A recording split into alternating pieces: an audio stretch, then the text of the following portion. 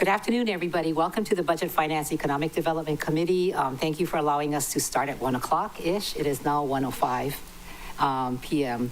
And I'm the chair of this committee, and I just want to remind everybody that, or the public, that this meeting is being conducted in accordance with the Sunshine Law, and if any of the members are not here, please share with us who is in the room with you, and minors do not need to be identified. So first of all, welcome, Vice Chair Kama. Member Johnson. Thank you, Chair. Good afternoon, everyone. There's no testifiers at the Lanai District Office, and I'm here and ready to work. Thank you. Okay. Member Keani Rollins Fernandez. Looks like you're traveling. Aloha awina la kako. From my vehicle, I'm heading to the airport to return to Molokai so that my children don't forget who I am.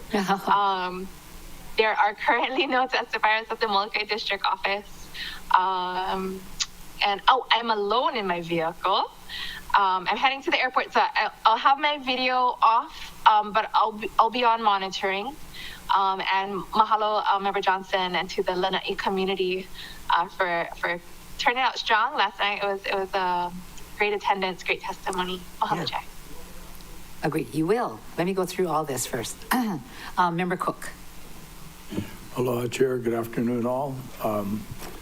There's no testifiers in the K Regional Office, and I want to say a big mahalo to Councilman Johnson and his staff for the Lahaina community budget hearing yesterday. It was a really great turnout and a lot of aloha. Thank you very much for that. Great. Member U Hodgins. Good afternoon, Chair. Aloha, everyone. Aloha. Member Sinensi. Aloha wina la, Chair. Happy to be here. Thank you. And from the Office of the Mayor, we have Leslie Milner, Budget Director. There she is in her corner. Department of Management, Josiah Nishita, Managing Director, as well as Aaron Wade, the Deputy Managing Director. Department of Corporation Counsel, Christina Toshikio, as well as Christy Wigglesworth. I like that name. And of course, appreciate our committee staff, which is Pauline Martins, Yvette Watilier, Kirsten Zabo, Legislative Analyst, James Kruger, Senior Legislative Analyst, Jared Pasquale, Legislative Analyst, Clarissa McDonald, Legislative Analyst, and Peter Hanano, Legislative Attorney, along with Rochelle Kawasaki, who is an attorney and Deputy Director of Council Services. In the lobby, we have Jean Pokipala, Council Services Assistant Clerk.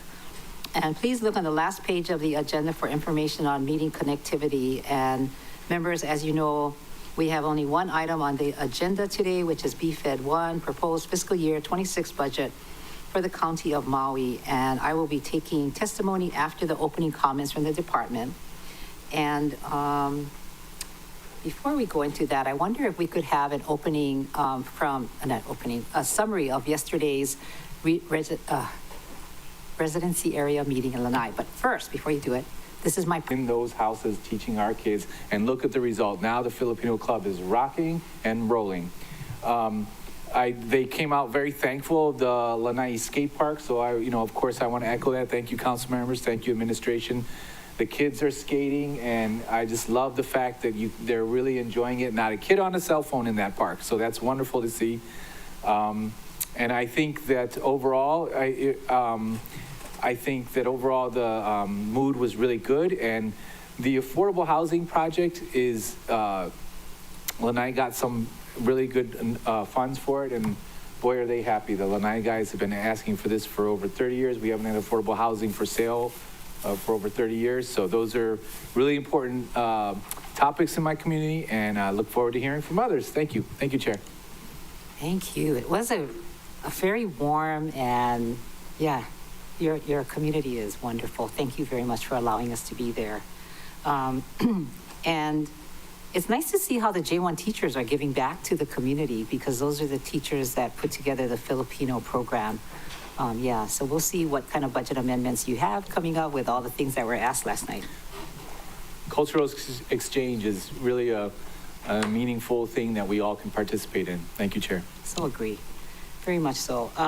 Just as a reminder, members, As noted on the budget session calendar, committee will consider proposed legislation during its meeting on April the 16th. To ensure timely review, please submit any proposed legislation for posting on the agenda to staff.bfed@mauicounty.us by 9 o'clock on Thursday, April the 10th, which is coming up.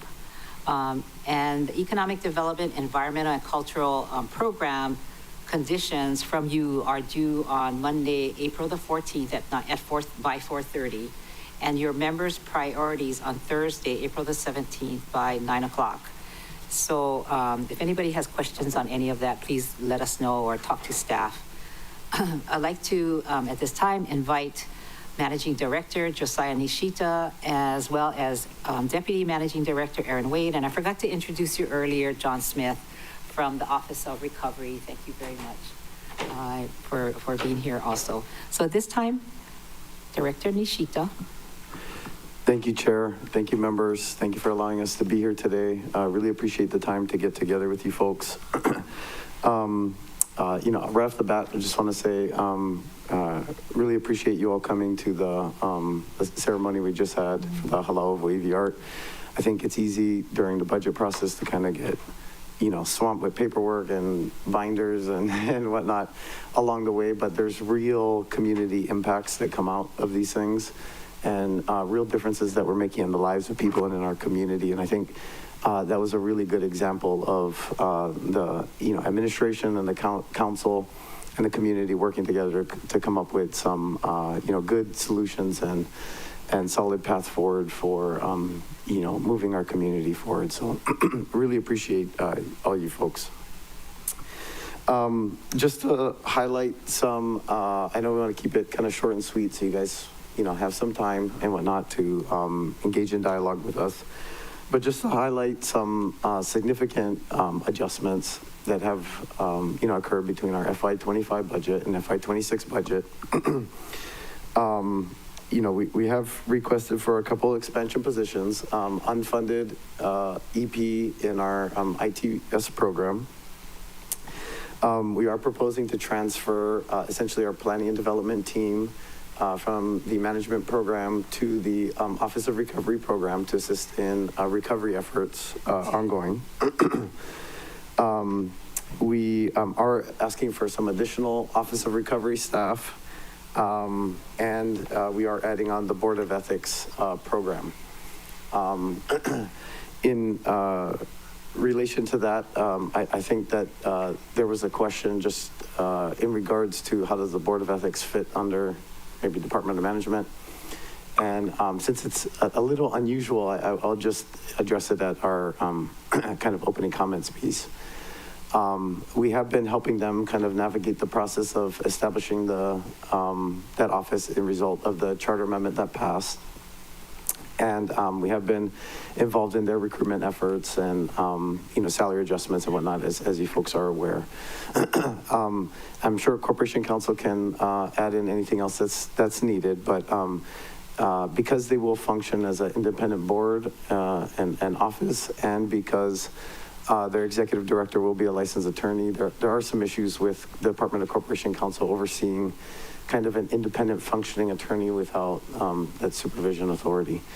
So to kind of alleviate some of those legal kind of issues involved, it doesn't quite make sense for it to fit administratively to any other department. And this is particularly in regards to just, the budgeting and funding mechanisms and whatnot. They still will be able to act independently, but for the purposes of what we're doing here today, that's primarily the reason why. I'm happy to get into that more as needed.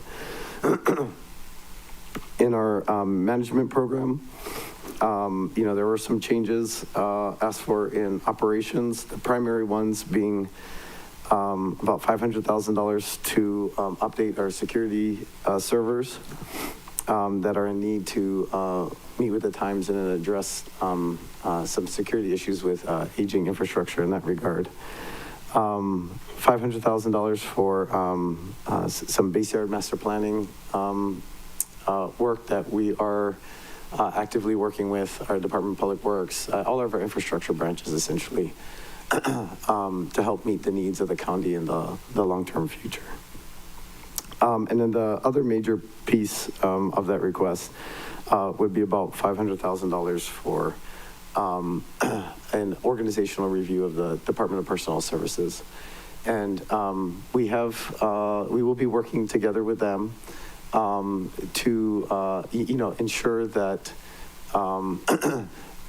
we understand, if there's any areas in which, we can improve upon areas that they're doing well that we need to expand upon, as well as helping to identify maybe some possible, rule changes or best practices that may help the county move forward, especially in relation to our overall hiring and recruitment efforts.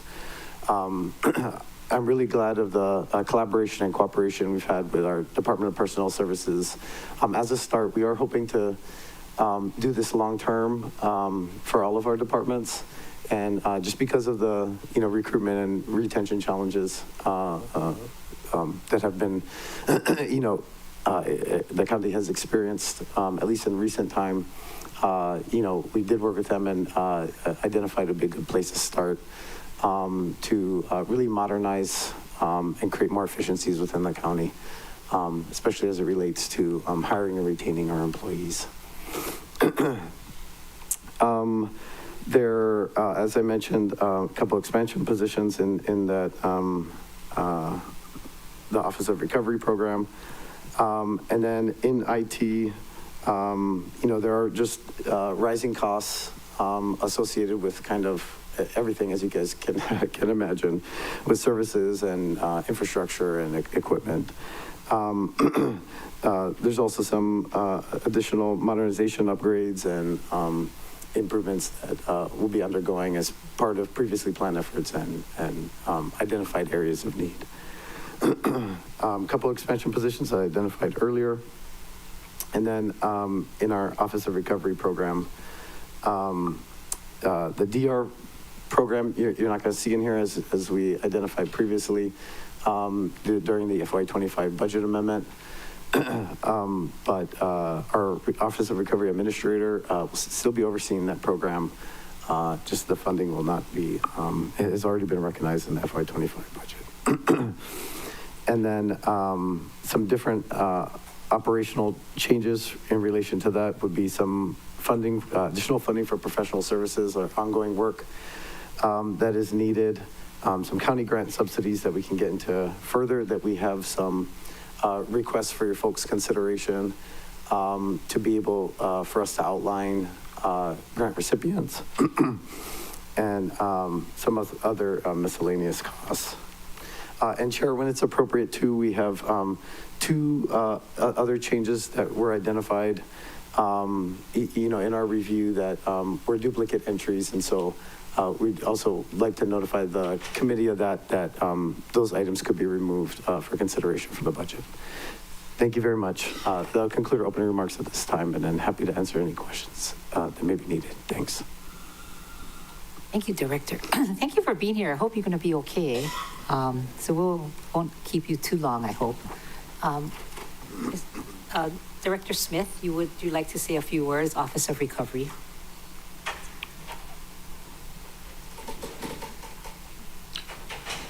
Thank you, Chair.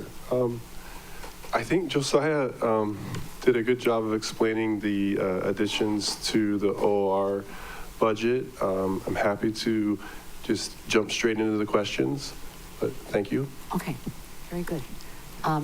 Deputy Director Aaron Wade, do you have anything you'd like to add? Same, we're here for you. So whatever questions you have, thank you. Okay, very good. All right, at this time then, we have public testifiers. Okay. Testifiers wanting to provide testimony should sign up with the staff, join the online meeting via the Teams link, or call in to the phone number noted on today's agenda. Testimony on the budget is not limited to the department scheduled today. Written testimony is encouraged and can be submitted via the e-comment link on mauicounty.us/agendas as well.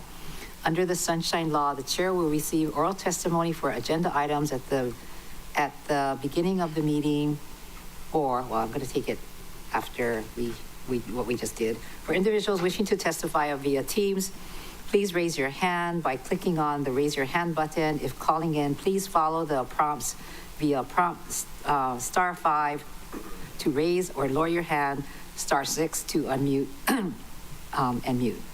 Staff will add names to the testifiers list in the order testifiers sign up or raise their hands. For those on Teams, staff will lower your hand once your name is added. Staff will then call the name you logged in under or the last 4 digits of your phone number when it is your time to testify. At this time, staff will also enable your microphone and video. Please ensure your name appears in Microsoft Teams as a name you prefer to be referred to, or as anonymous if you wish to testify anonymously. If you're in person, please notify staff that you would like to testify anonymously. Otherwise, please state your name for the record at the beginning of your testimony. Oral testimony is limited to 3 minutes per item. If you're still testifying beyond that time, I will kindly ask you to complete your testimony. Once you're done testifying, or if you do not wish to testify, you can also view the meeting on Akaku Channel 53, Facebook Live, or mauicounty.us/agendas. So before we call up our first testimony, I want to remind the public that we only have one agenda item on our agenda today, so anyone can testify for 3 minutes on anything in the budget as it's relative to BFED 1. And so at this time, can you please call up the first testifier? And I guess Clarissa is going to be calling up testifiers. Hi, Chair. Yes, the first testifier is Darren Keala, to be followed by Josh De Silva.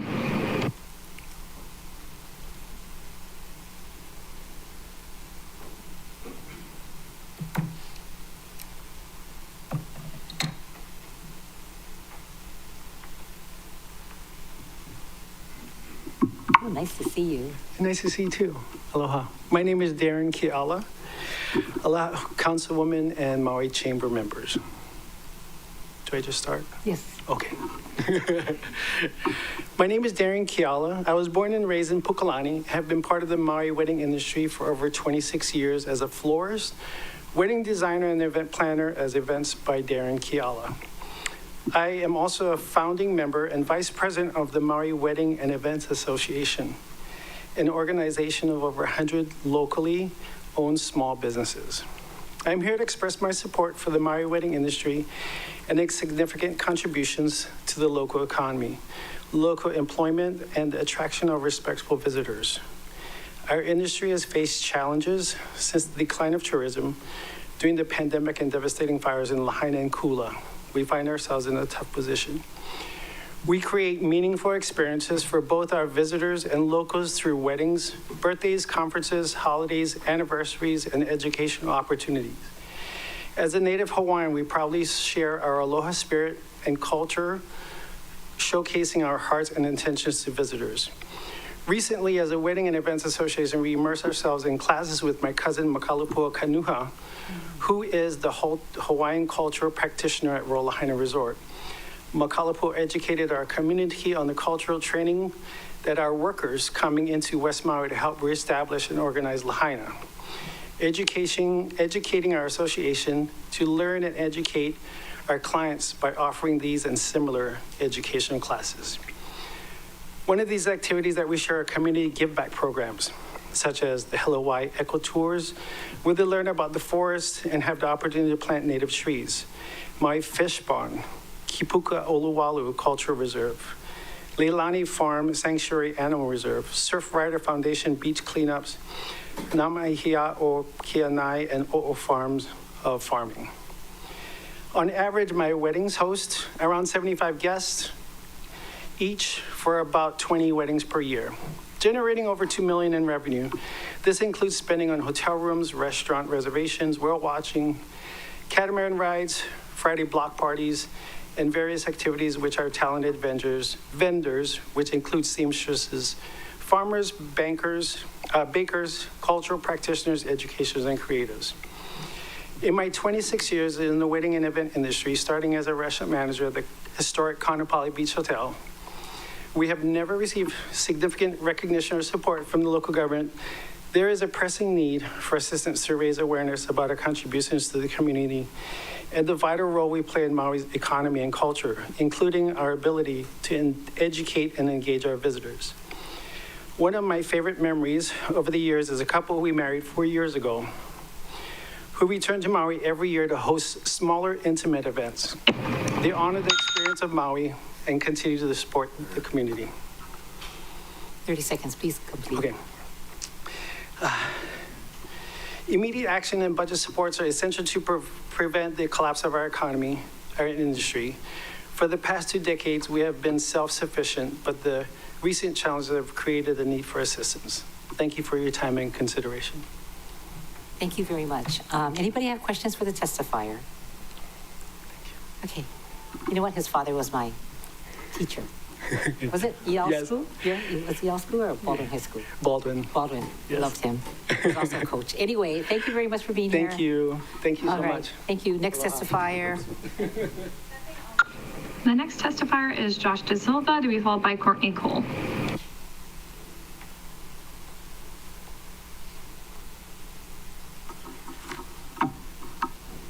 All right, aloha chair, council members.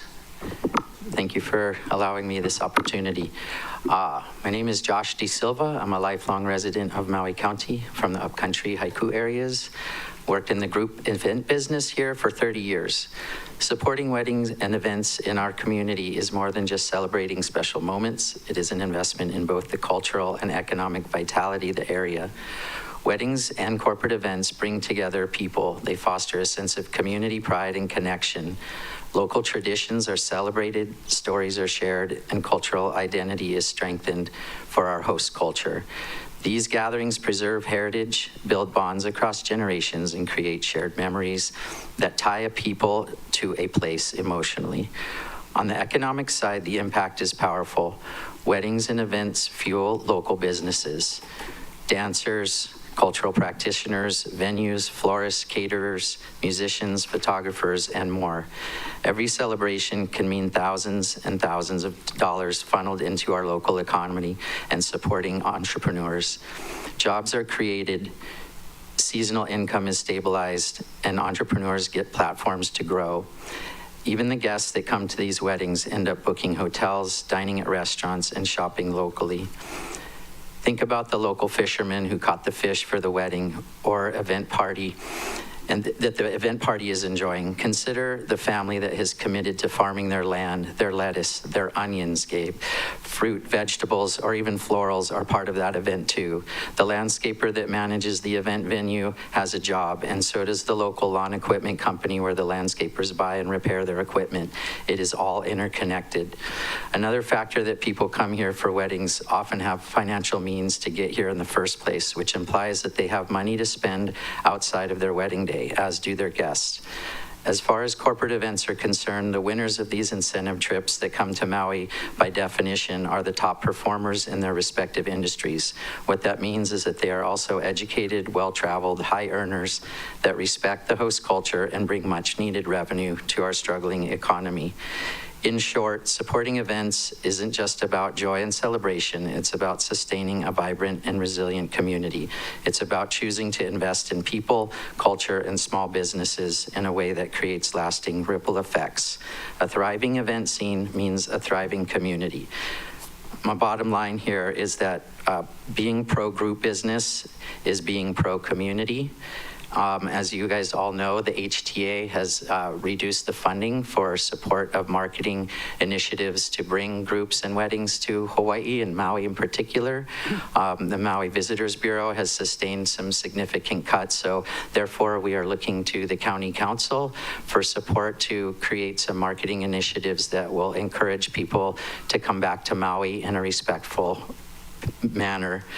A couple of other small moments, if I have a few more seconds, is that when we bring large groups here, they're often moving in large vehicles, such as motor coaches. We've got 50 people in there that are couples. That's 25 cars that are not on our overcrowded roads. Our guided tours keep people from trespassing and going into areas they shouldn't be. And we do a lot of work with the corporate CSR, so corporate social responsibility, giving back to our community and environment. Thank you for your time. Thank you very much. We do have your testimony. Thank you very much. Anybody have questions? Member Paulton, then Member Johnson. Thank you, Chair. Thank you, Mr. De Silva. Yeah. I seen the line item for the 300,000. Do you know what is the entity that would be applying for that line item? Well, the organization that I'm a founding board member of is the Maui Wedding and Event Association. And, you know, we're kind of coming at this from maybe a two-pronged position. One is there is a valuable industry event that would bring influencers and, well, not influencers, but luxury wedding planners here from around the globe that could come here, experience the beauty of our island, and then amplify that message to other people considering coming here. So by holding that event here, it really allows us to showcase the magic that separates us from other destinations. So the funding for that, that would help to support bringing that event here, bringing the speakers, flying them in, housing them, feeding them, paying their speaker fees. So that's one component. But the other is just general marketing support, where the Maui Wedding and Event Association could use those dollars through the economic development side of things to create our own internal marketing to help bring corporate events, and more specifically right now, weddings. The corporate world here on Maui has had a fair amount of support over the decades, but the wedding industry is really, really hurting right now. Thank you. And in that magic of Maui, you're also gonna educate about the lawful places weddings can be held and the 100%. Yeah, that is, and actually one of the goals of our organization is to give best practices to our membership and make sure that we're not misrepresenting the host culture, but also abiding by the rules that the county has set. And last question, you're aware that debris transport from the temp site to the permanent site starts in June? Yeah. I did hear about that. I know we don't know the end answer, but is it an estimated 3 months, 6 months, 1 year, 5 months? Yeah. So I think anything right now in that shorter time frame, we would direct most of the promotion to South Maui in that short term, but a lot of people plan about a year out. So if you're talking to somebody now, a year from now, it won't be an issue. And we certainly look forward to supporting the community of West Maui when they're ready. Fabulous. Thank you. Thank you. Member Johnson. Thank you, Chair. Oh, sorry. That's okay, Mr. Yeah, sorry. Oh, he was in Powell. Okay. Coming back. Just a real quick question Yes, on sir. your testimony to clarify it. You mentioned a lot of jobs are created in your industry. I've heard so many people in different industries talk about how hard it is to hire. Mm-hmm. So post-fire, post-COVID, how is your industry holding up on hiring, filling these jobs that are being created? Yeah, that's a great question. And I actually have two colleagues that are following me from the same association that might be better able to specifically answer that in relation to weddings. I'm on the board to represent more of the corporate event side, so I don't do weddings personally, but I do large events. Definitely some of the vendors that we've worked with in the past are still short-staffed. Some of the hotels and restaurants are still short-staffed. For me personally, my own business, I'm in a good position, and I have multiple people that I'm looking to hire right now. So I'm not personally in a pinch there.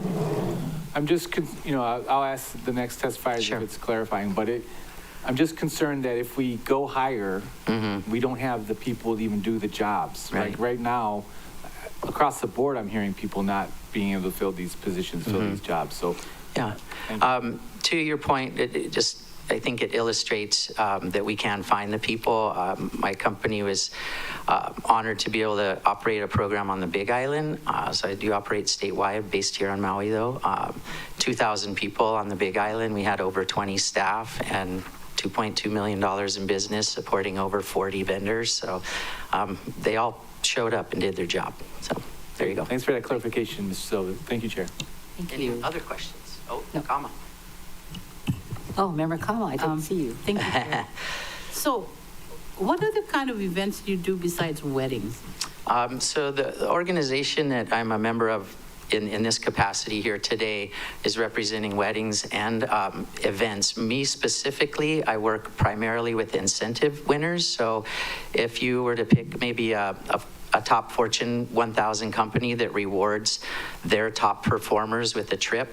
Sometimes those people who win those, it's often salespeople, but it's not always. But those people may win a trip to Ireland or Colorado or San Diego.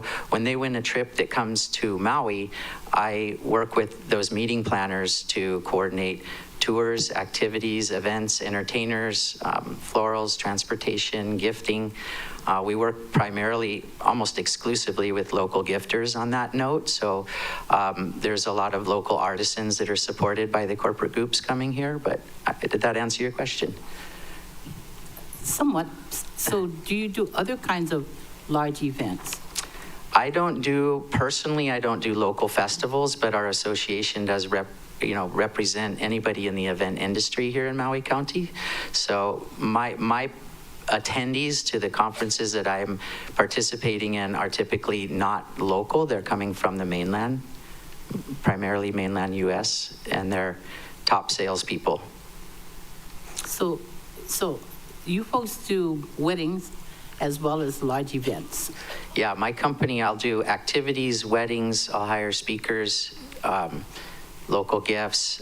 So I do personally do things outside of the event scope, but my company manages all those components. So we handle events as well as logistics, transportation, gifting, all that kind of stuff.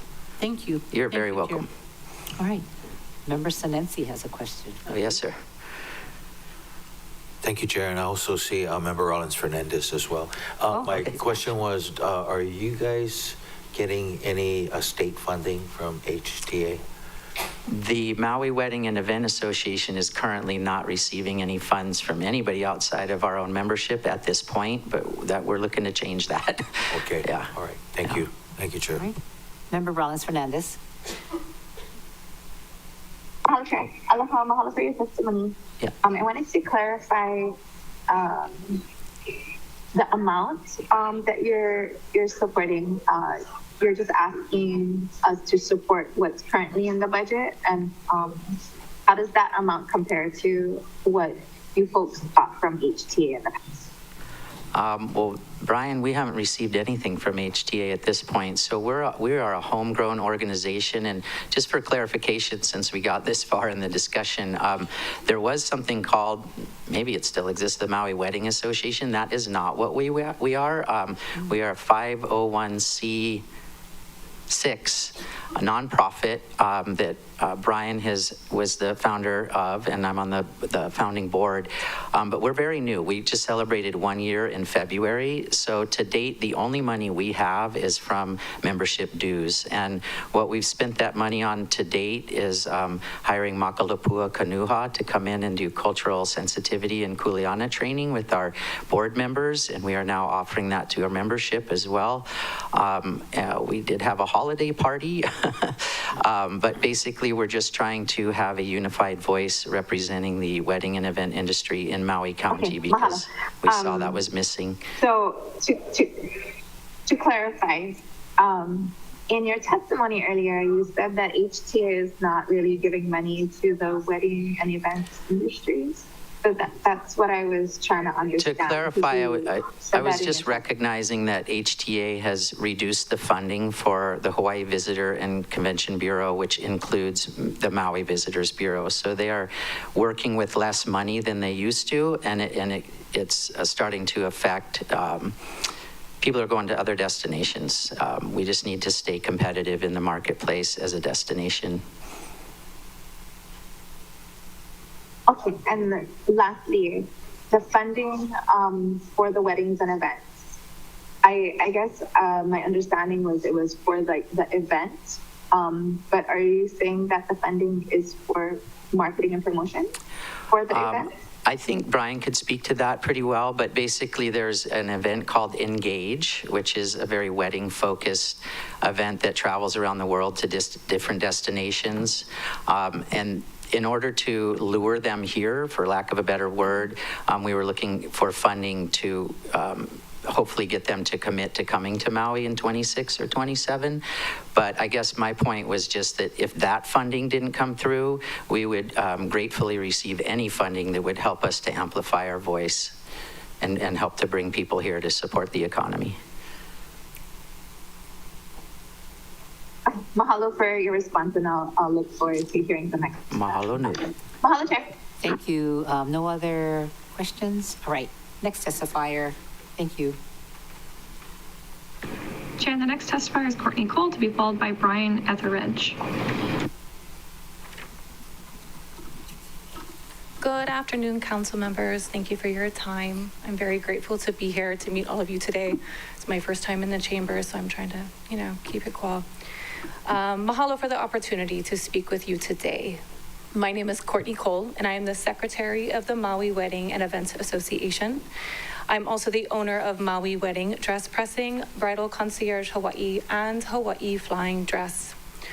Normally as a secretary, I'm hiding behind my computer taking notes, but today I am honored to speak here in behalf of my industry.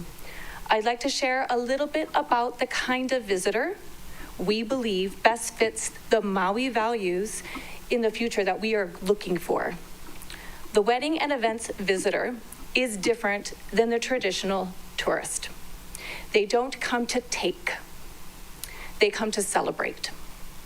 They are here with intention to mark a major milestone, to connect with family, and to experience Maui with deep respect.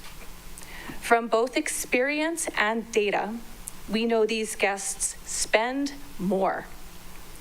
They support a wide range of small local businesses, from florists and photographers to musicians, venues, and shuttle drivers. They book private activities, and more of their spending stays right here in our community. But beyond just spending, they are thoughtful guests. They are more likely to respect local customs, seek out local-owned businesses, and participate in giving back. Many leave with a deeper understanding of the Hawaiian culture and become lifelong advocates for Maui. Our organization works closely with our kupuna to continue learning and growing. This work is ongoing. It matters.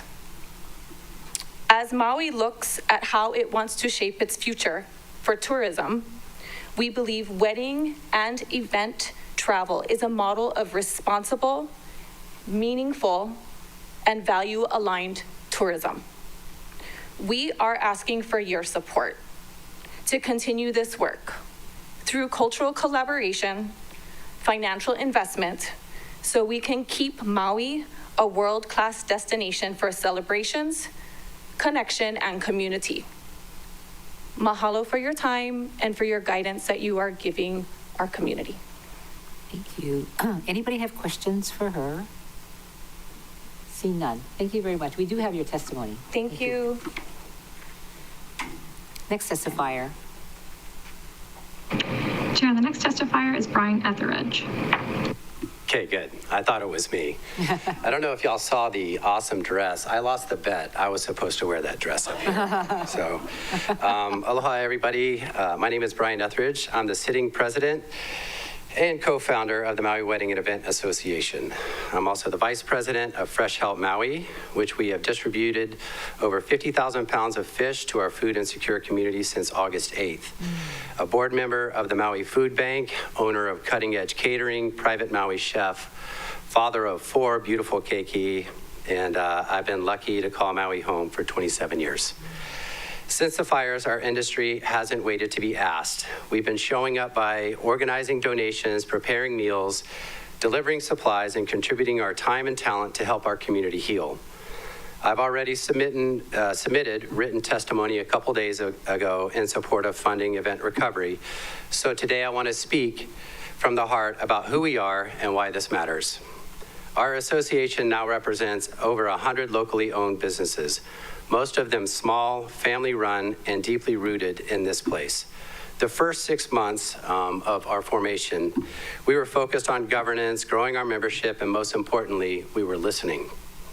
We met with Kumu from Lahaina, we've already discussed Makalapua and Bene, and asked not if we could return to work, but how we could return to work. We asked for permission, for guidance, and we've built our values around that kuleana.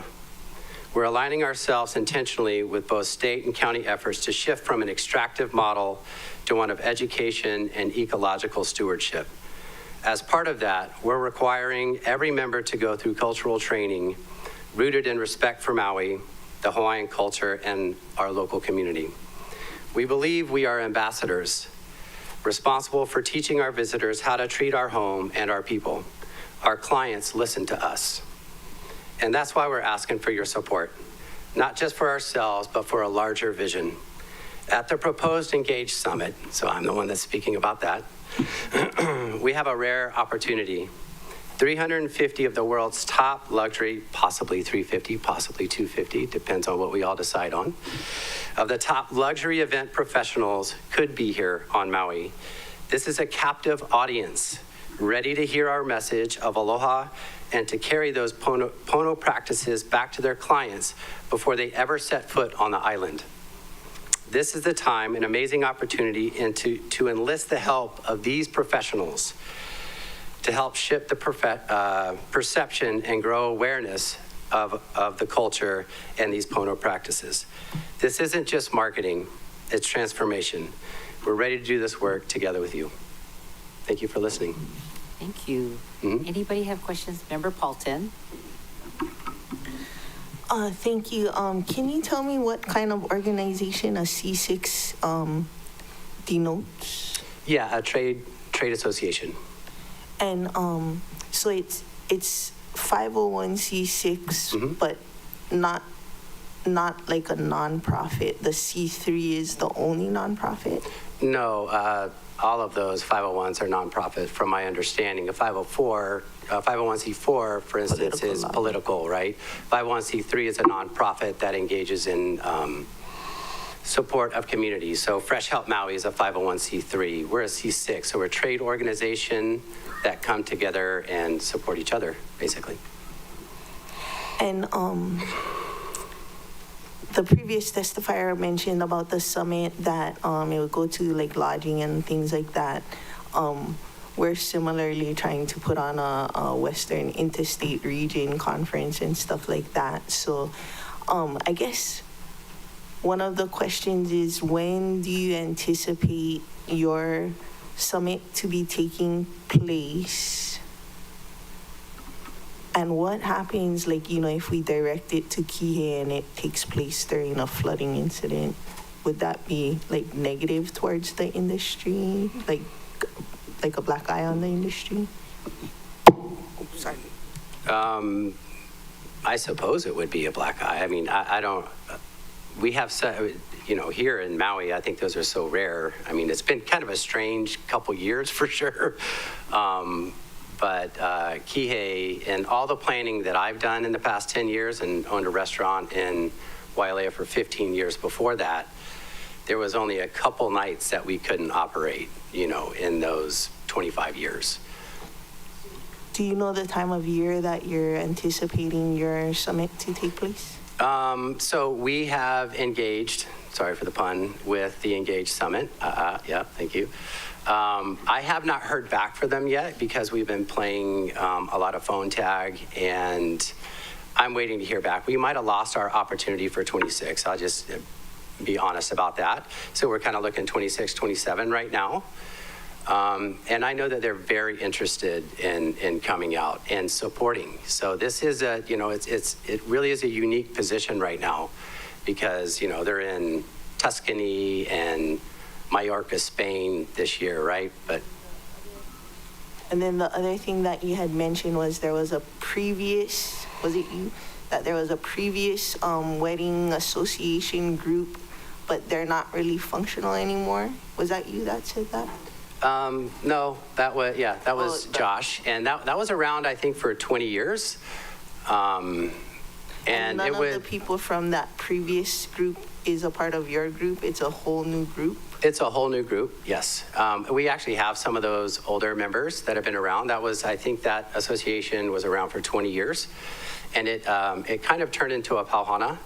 And what happened was, I would say about a year and a half ago, a year, give or take, we realized that we needed to stop competing against each other for the few jobs that were coming and start collaborating. And so that's why we founded this new one.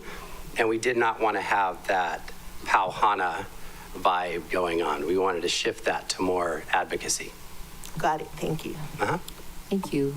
Member Kama? Thank you, Chair. So do you know, in your testimony, you said that you folks represent over 100 locally owned businesses. Do you know how many of those businesses are native owned? I don't, but we could actually get you that. I can get you that number. Okay. You also said that you're going to require your members to go through cultural training. Yes, ma'am. Do you have anybody in mind, or do you have any thoughts as to who would do that kind of cultural training? So we had talked to Maka originally about doing that. And we actually discussed that in our board meeting this morning, and looking for somebody else. Throw me a lifeline, you know where that ended up? Yeah, well, Joey Dang was going to talk to somebody. So we were working, Makalapua had a program that it was going to be easy for us to start. I'm not sure if she got really busy. Past couple months, again, it hasn't solidified. We as a board have already been through this. It was an amazing experience. Went to the watershed, talk story up there, had a beautiful day, and something that we think, it really changed my view of what we were doing. And it felt like that's where we needed to start. Who are your officiants? Our officiants?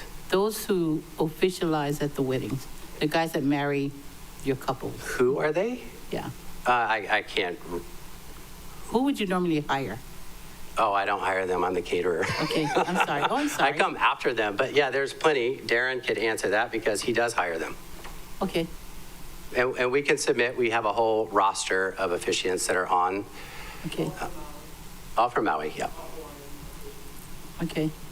That's what I was going for. Thank you. I didn't want to say that, though. Thank you. And I think there's a whole list of cultural specialists, too, that you all could choose from. There's We some would love great your guidance on that. Thank you. Yeah. Thank you, Chair. Okay. Member Paulton? I just was looking at the Engage Summit website somebody had sent to me, and there's one in February 2026, but it looks like they have multiple per year, like Yeah. some in December It's or like November five or whatever. six a year, yeah. Mhm. Yeah. I would just say maybe avoid the wet season. Yeah. And we would love to, collaborate with you guys on this. Absolutely. We're not, we are looking for your input for that kind of knowledge. Thank you. And then, I don't know, I think Auntie Waka works with FEMA too now, so maybe that was her third job, and so she's busy. Okay, you're done? Thank you very much. Yeah, for thank being you. Here. Thank you. Next testifier, please. Chair, the next testifier is the one whose username ends in Hawaiian.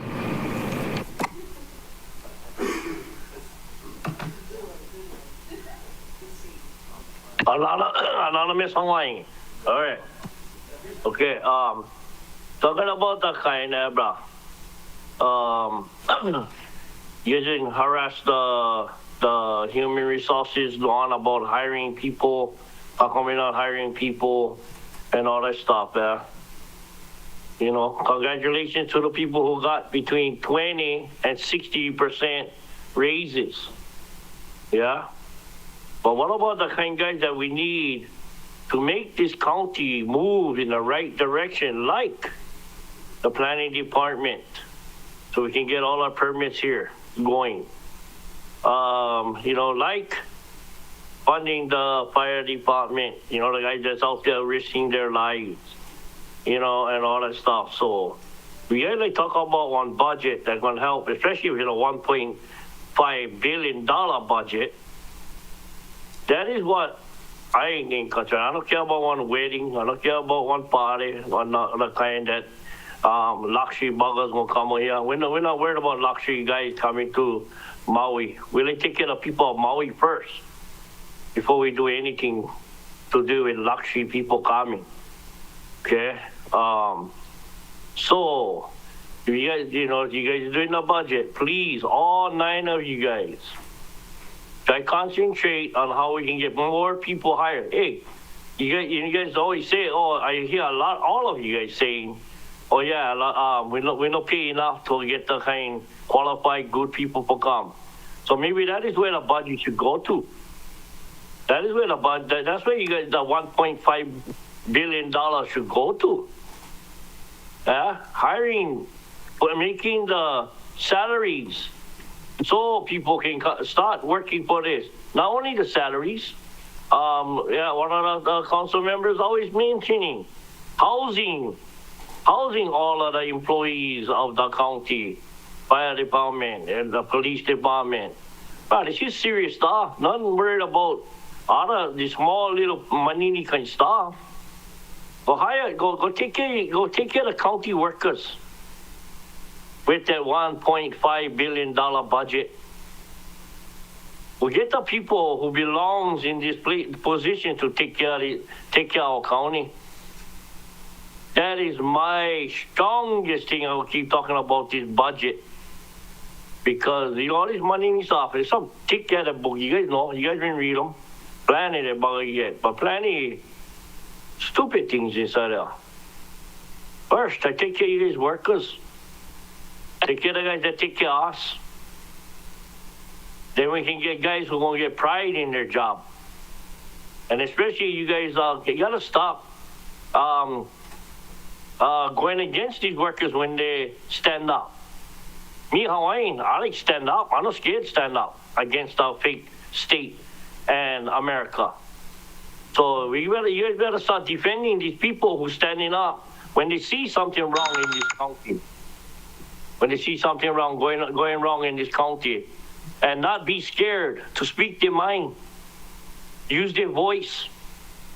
So that is my stance on this budget. Use the $1.5 billion to take care of people who work for us and take care of the county of Maui. Shoots. Thank you. Anybody have questions for Anonymous Hawaiian? See none. Thank you very much. Next testifier, please. Chair, there's currently no one else who has signed up to testify. Would you like me to do a last call? Please. If somebody would like to testify in the chamber, please let staff know, or on Microsoft Teams, please raise your hand. This is final call. 3, 2, 1. Chair, it appears that nobody wishes to testify. Okay. With your permission, I'm going to close public testimony and take written testimony. No objections. Thank you.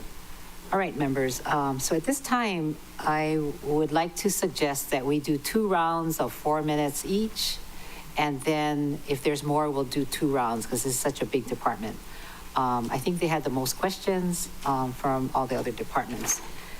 And they are in Granicus number 100, labeled MD2, and Granicus number 1 and MD1 is number 21. I think we haven't received the responses for the second set. We haven't yet? Okay. We did receive for the first, and thank you very much, Managing Director. Okay. So, at this time then, I'd like to ask for, let's see who we'll start with. We'll start with Member Hodgins. Okay, so let me tell you the order. So 4 minutes. Oops, my paper's sticking together. So Member Hodgins, then Sinensi, Kama, Paulton, Johnson, Rollins, Fernandez, Cook, then myself. I guess Chair Lee's not here, right? Yeah. Okay. She's sick. Let her be sick. Okay. She's the one to sit by you. Member Hodgins.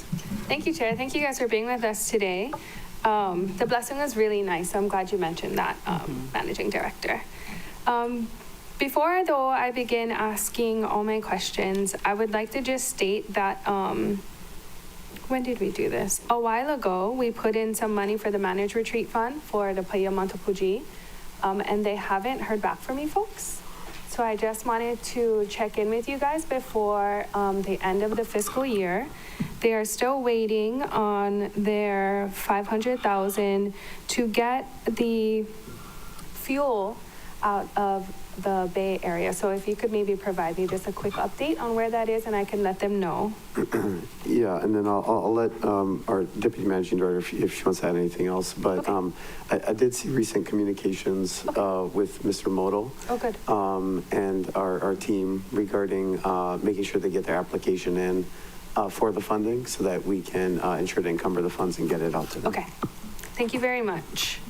I'm hoping we can get some of the work done. As Member Paulton mentioned, the North Shore is going to be pumping probably at the end of this year, like it always does every year. So I would like to get the fuel out during the summer when we can enjoy some flat surf. So before it starts getting nuts again, I would appreciate it. Thank you. On page 494 of our program budget for goal number 3, monitor projects included in our 6-year CIP program. One of your goals is to develop a streamlined system to monitor all CIP projects. So I wanted to ask about that. Is that a person? Is that a software? Is that a paradigm shift in how we look at our projects? What can we expect to help you folks reach goal number 3? Thank you, Chair. And I apologize, I don't remember what page number you identified, but 494. okay, just speaking generally to that while I'm flipping here. We of course have our countywide CIP coordinator, and we work with all the different departments, of course, to help to align and manage our goals. Thank you very much. Align and manage our countywide CIP. We are undergoing a variety of initiatives with different departments in terms of especially utilizing technology in terms of our GIS software, Esri systems, things like that, to be able to properly map out, tell the story of what's happening, as well as having a record of transparency and ways for the not only internal users, but also external users to be able to identify like where funding is going and how we're going about using that in a proper manner to get things accomplished. Thank you. Yes, it's a new goal, so I'm assuming there's some new ideas behind this new goal. I do appreciate you answering my question about the Board of Ethics as we await some of the questions from you folks in writing. On budget details 419, we do have an expansion funding of $250,000 for storage for the donated appliances. Are we going to lease this space until when? How long do you think we're going to be holding on to this lease space? How much stuff are we talking about? Yeah, thank you very much for the question. We do have a space identified already. It's the old homemade bakery site. It makes me sad. I know. Well, yeah, I guess happy and sad both, that we can make sure the space is utilized for a community benefit, given the history of the space, but also sad that it's available to make that happen. I wish I didn't ask that question, though. But I think the good community benefit derived from it, though, is warehousing space is like prohibitively expensive in a lot of areas, and we're very grateful for very good terms and whatnot that we're able to come for the space. So previously, when we're looking at warehousing space, it was fairly cost prohibitive, including in some areas going to cost more to store the stuff than the actual cost of the stuff itself, which obviously wouldn't make that program feasible. And how long are we going to hold on to all this stuff? When are we going to release it to its Yeah, well, I mean, things are being given out constantly, but of course, they are receiving, additional donations and whatnot. I mean, it'd be hard to give an exact date, but I think the anticipation is somewhere around 3 to 5 years. 3 to 5 years. Okay, thank you. I heard the bell, Chair. Thank you so much. Okay, next Member Senensi, then Member Kama. Mahalo, Chair, and mahalo, Director. I've been chosen again to be part of the council representative for the Conservation Committee. And I know we're still trying to get quorum for that committee. And in the past, we've put in some funding for a green print. And I know that those funds have since lapsed. So, and I don't see funding in the current budget. Do you have any ideas on how we can move forward with the green print for the funding a green print for the Conservation Committee? Thank you very much for the question. It is something we have talked fairly extensively about, especially recently, and in overall coordination of land management activities, as well as open space management and open space acquisition. If I'm not mistaken, I believe the Conservation Planning Committee and those kind of functions kind of fall within the Office of the Mayor. But I mean, we are more than willing to help out, and I think while it's been a little while since I looked at that code section, I think there's probably some updates we should make it more, I guess, effective, since we've been a little ineffective at it to date, to make it a little bit more administratively feasible for us. But I think there is a path forward, and it is something worthwhile to get done, especially in our overall coordination of county lands. Okay, thank you for that response. And yeah, sorry if bringing up some of the mayor's issues, but as far as houselessness goes, and I know Naomi has been out there helping address some of our houseless issues. I know there's some EP expanded positions. Do you foresee if she needs any help with her going out and addressing some of our houseless community, putting some extra funding for EPs to help her with that regard? Thank you, Chair. I mean, of course, ultimately, I mean, we want to talk to and make sure we're on the same page with Naomi and whatnot. I would say my kind of off the top comments to the question would be that there is a lot of coordination occurring between the different agencies right now. The other piece too is we have learned a lot significantly from the city of Santa Rosa to some of the programs that they've been undergoing. Which, on a side note, Chair, I think at some point you might request for a sister city relationship with them, given how much support and advice and whatnot that they've been providing to us. But in addition, we do have a upcoming deputies training that I think some of you have participated in previously. But one of the things is we are going to visit some sites on the Big Island that they do provide homeless services and whatnot, and really want to identify, obviously some of these things have been able to be done before, and so let's make sure we're learning from mistakes made and problems faced, and adopt best practices in that regard to try to make it as successful as possible. But the the general model of the county has always been to really help leverage our nonprofit and support services. So, I would also stress to continue in that model. Of course, they may face their own staffing shortages or challenges or, funding constraints or things of that nature too. But I don't think, what communities have faced is that there's not really a silver bullet to anything. There's so much different need and different situations that we are going to have a very multi-pronged approach to have really any, significant impact. Thank you for that, Director. Thank you, Chair. Thank you very much. Next is Member Kama, followed by Member Paulton. Thank you, Chair. I think this question is probably for Department of Management.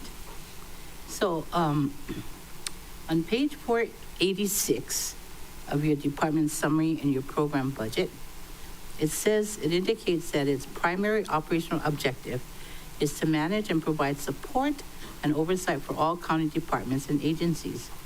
In many prior meetings, the managing director has indicated that the Department of Management should not be assigned an increasing number of disparate tasks or responsibilities.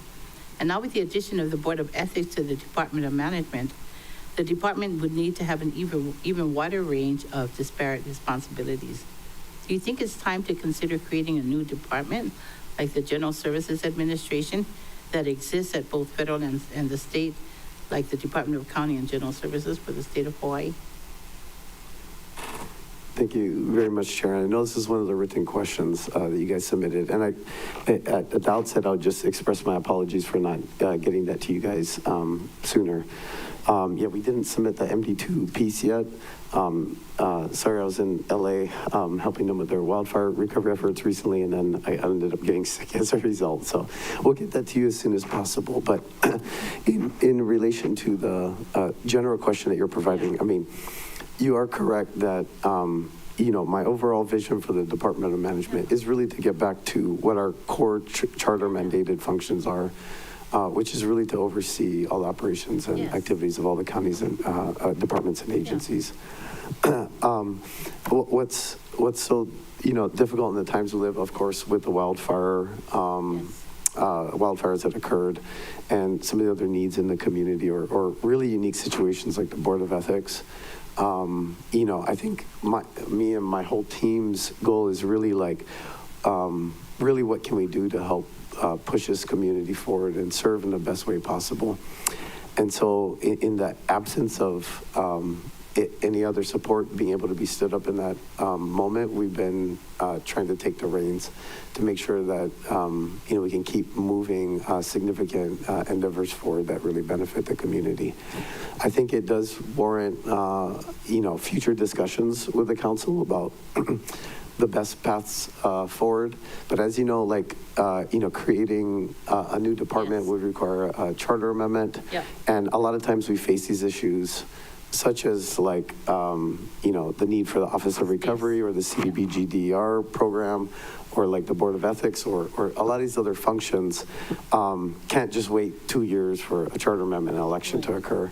It's like, you know, efforts are needed now, and manpower and resources are needed now.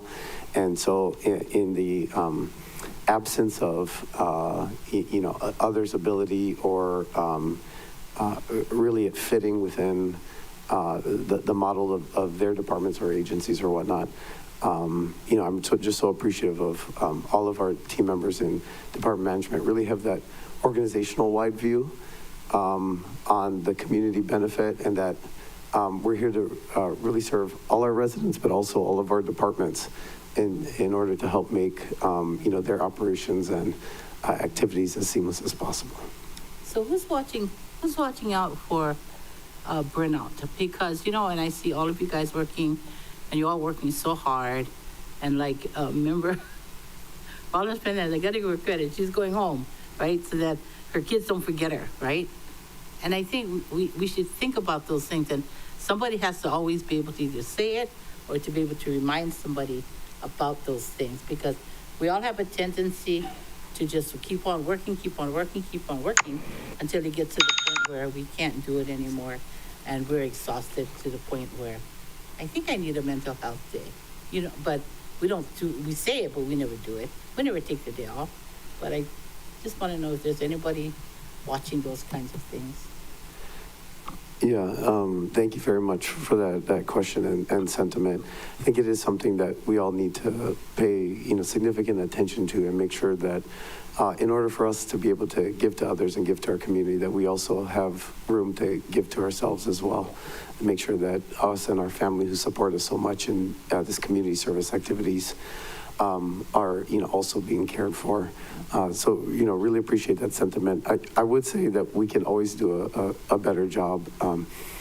especially for me too, I feel like with my team, like we tend to like, all of us really are here for maximum community impact.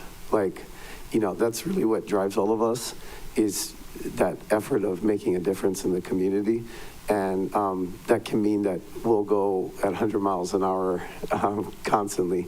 But it is important, especially for our family members too, to take that time and make sure that they are cared for along the way. But, you know, going back to the practical implications of things, and one of the reasons why I'm like very appreciative of like our IT staff in general is that they've been so shorthanded and understaffed for so long, but they've all really risen to the occasion, making things such as like a transition to Microsoft Office 365 that I think if you would have asked anybody years ago, they would have said that would never happen in the history of Maui County. But in the absence of everything, they find ways to step up and really give of their time and effort. And, you know, both from the Department of Personal Services and from us.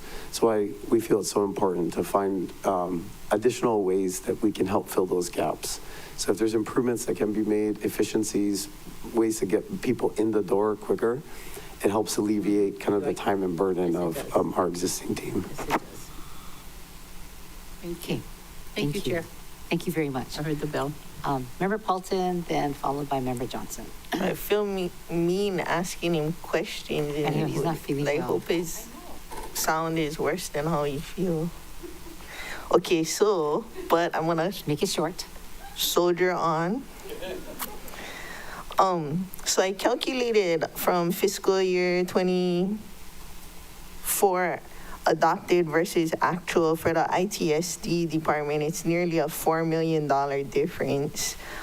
We adopted $4 million or $3,983,451 higher than what was actually spent. In the category A, the excess amount was $1,490,051. If you take into what you said was spent in overtime for IT, $344,130, that leaves like us leaving $1,145,921 on the table. So, I mean, and right now we have a 26% vacancy in that division. So I feel for the people because, you know, a 26% vacancy, but I don't understand your estimated hiring timeframes, how you came up with those numbers. And you know, I guess personnel says the departments want to hire at a 5 or a 6, but they think that realistically what we got is a 1 or a 2 and then work our way up. So, I mean, I guess I hate to allocate so much money for vacant positions when at the end of the fiscal year we leave over $1 million on the table. Thank you very much, Chair. Thank you, Councilmember Paulton, for the question. I assume you don't feel too bad because I still got questions. But that was for the cameras. Okay, but I did tell people prior to this meeting that if you see me start taking my mask off, then I know that the sympathy card isn't working. So I'm just going to try to scare you guys of getting sick at that point. Yeah, I don't want to get sick.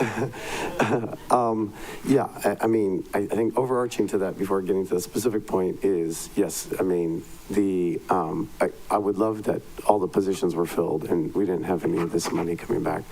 We do have some operational support services that are externally contracted to help with kind of manpower augmentation that's needed as a result of that.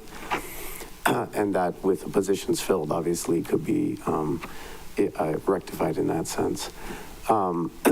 In terms of, I mean, we have had a couple of successful recruitment efforts recently. Our team also has started going down the path of looking at lower level recruitments. And I can't remember all the ones offhand, but I feel like it was at least a couple of 1s, 2s, or 3s that we have within the program. And, under that model, kind of like what DWS has done previously, bring in lower levels civil engineers. Do you and have training any them. recruitment and retention bonuses effects going on for that division especially?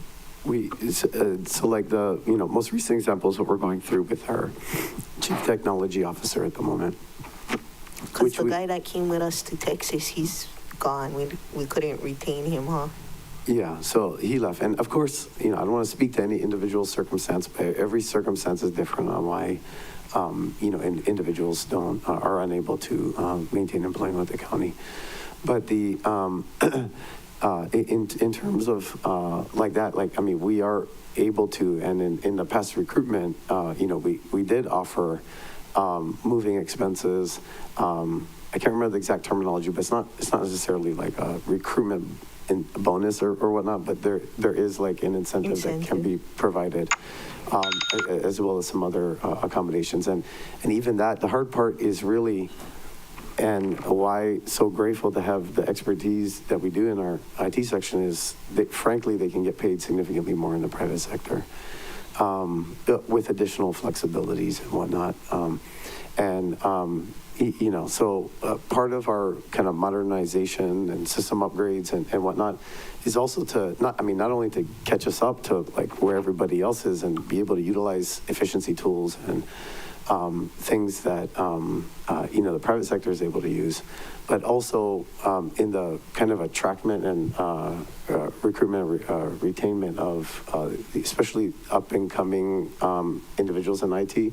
Like they're not looking to use these antiquated systems or to work on things that like their grandfather may have, learned on or whatever when they were around. So part of the upgrade process and why we're trying to modernize everything is also that's what people are interested in. That's what people want to be doing. I just had a one comment about Councilmember Sugimura's district hearing. Those STEM work kids are the ones we want. So I don't know if the MEDB program can say like, we're gonna fund all your STEM desires for like 5-10 years work in our IT division or something like that. Like we gotta get the pay it forward part of the MEDB STEM work program and things like that, because we are investing in our kids and then they go into the private sector and nobody can blame them because we want them to be financially successful and own a house in Maui. Like we want you to own a house in Maui so you don't go anywhere. But, it's just not working out, like who would in their right mind tell those articulate STEM kids, take a job with the county of Maui where you can make so much less, but it's good for our community or something like that, So I don't know. I think recruitment incentives and things like that, we would be supportive of it because too, our IT is so important and critical to every single department in the county. And so we want those people to be retained, appreciated, and well rested. Okay, thank you. 4 minutes long I was complimenting your kids. I know. I was going to tell you that teacher that spoke, he's a sign of success, right? Yeah. All right, Member Johnson. Thank you, Chair. And I echo what Councilmember Paulton said about retaining and keeping. I mean, this is an ongoing thing that we have been discussing with every department that comes forward. So I would dare venture you've got this body's buy-in, no pun intended. So I'd like to see, you guys act on it because that would be ideal, right? I mean, where can we find the Venn diagram where we all agree on something? We all agree we need workers and we need to pay them right. I mean, it's common sense. Now, I'm just going to jump into my questions about the countywide public art program. Who's been contracted on that and what's going on? Any updates on that? Maybe Ms. Wade? Sure, thank you for that. The Maui Public Art Corps is the nonprofit that's contracted to handle that. It continues based on the topic area that comes up. So as you know, we've done a round on Lanai in the past. The most recent Hui Mo'olelo process was in Lahaina. And we had several community art projects that resulted in that. There was just a selection panel and an RFP for artists that we'll be working with now over the next 6 months to identify locations for installations. That's wonderful. I learned this in NACO. Every dollar spent on art is $9 in community or economic activity in your community. So I'm always a big supporter of art. I'm going to move on tonight. My next question is about the CCTVs. Where will they be? The CCTVs? Are they going to be in the building? Chair, just to make sure we're talking from the right spot, can you identify the place and the details or? Oh, okay. Let me pull that up. Okay, I'm on a time limit, so I'll come back to that. I'm going to ask another question because I don't want to just sit here and scroll. The urban forest management status, so trees in the city, the urban forest management, do you have a status, timeline, and any money problems with that one? Thank you, Chair. I'm not aware of any money issues. We did receive a grant for that program. I believe we are going to come down to council at some point asking for a resolution in relation to the urban forest. I mean, it's somewhat related to the urban forest management plan. So there'll be an additional item for consideration there, but I'm not aware of any funding issues at this moment. Okay. Is there a location? Chair, we can follow up on that, but I believe it's, I don't want to misspeak. We'll get back to you in writing on that. Okay. Thank you. And as far as the program budget, 501 for the CCTVs, that's page 501 in the program budget. Thank you so much, Mr. Kruger.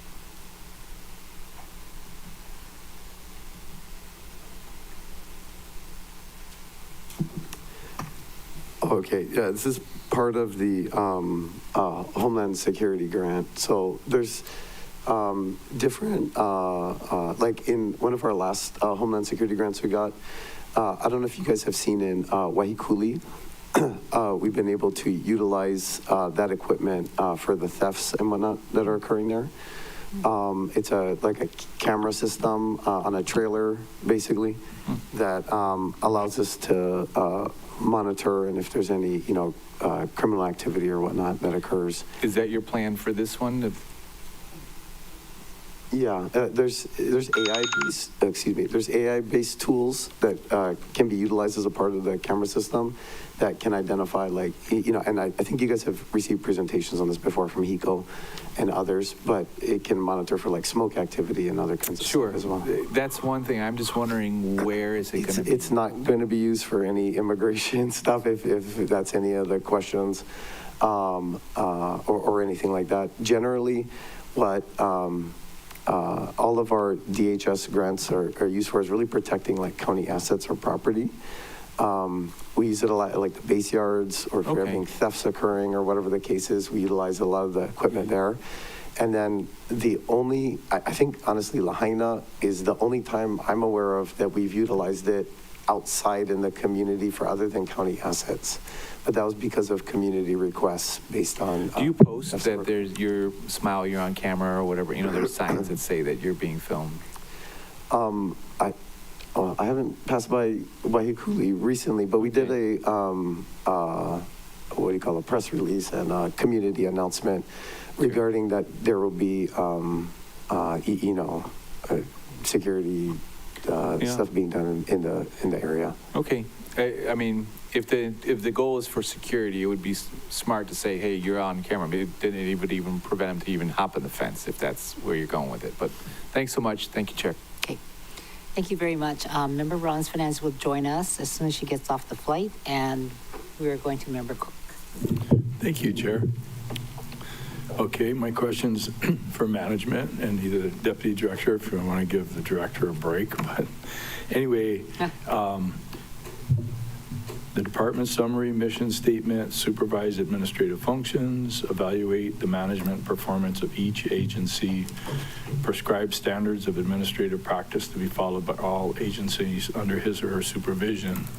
So I'm going to give a plug for IT and supportive of IT and state that it strikes me that that is the tool that the management needs to basically be able to see and manage and have access to data and performance, et cetera, of all the different departments operating like an enterprise system. And that's what we embarked on some years ago, and it's a work in progress. So outsourcing is kind of doesn't work. I have a suggestion. If you have the IT department write up and manage their own RFP to contract out services that they want, that they can manage.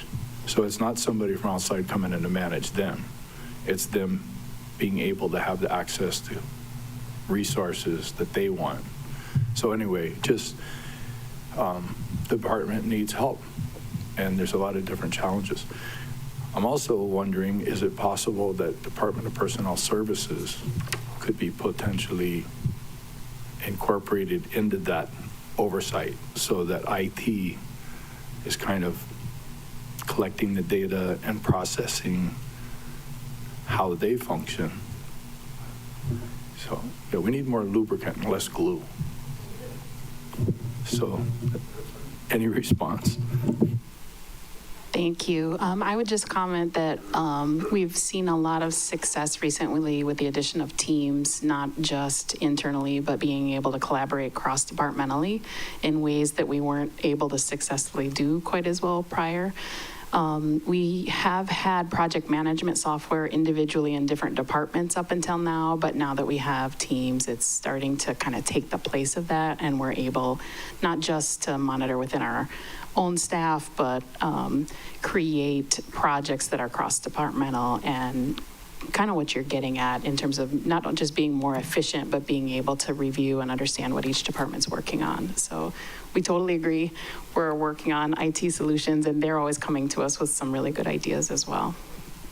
And, you know, in relation to your question or statement and whatnot as well, is I'm really excited at all the new AI tools that are coming online. I mean, it's fascinating and scary all at the same time, but you know, finding ways in the future to be able to leverage AI and those various tools to be able to like streamline and modernize government operations and ease the workload on staff and you know, research opportunities and whatnot.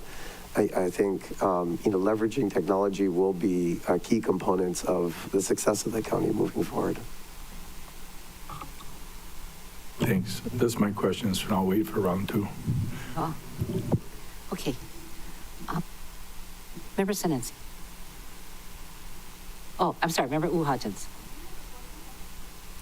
Oh, go ahead. Okay, cool. Okay, let me find my place because I was expecting you to ask questions.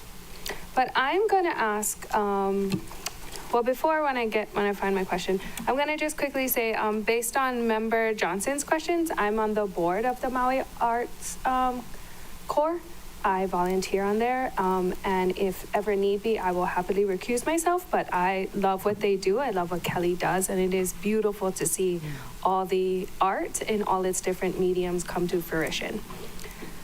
So my question is about Ho'okipa and parking, and specifically perhaps maybe Park Maui or some sort of something there. We discussed this a few weeks ago, but I don't know if it was just, you know, the moon or something, but I got a whole bunch of questions after that discussion about parking in Paia. So I wanted to quickly ask you folks about how that's going, where you see that going throughout the rest of the island, if Paia and perhaps Ho'okipa is a contender for what that might look like. Okay, thank you.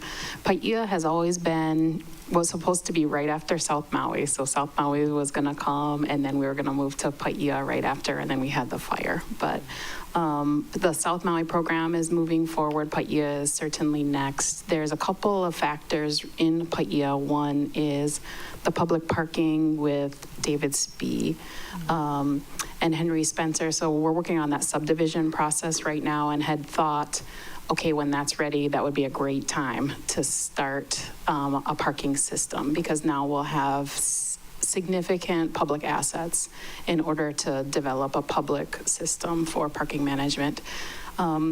It doesn't have to wait for that. It could move forward if there's community interest in that moving faster, and we'll need to defer to Department of Transportation as they're managing and overseeing the Park Maui program at this point.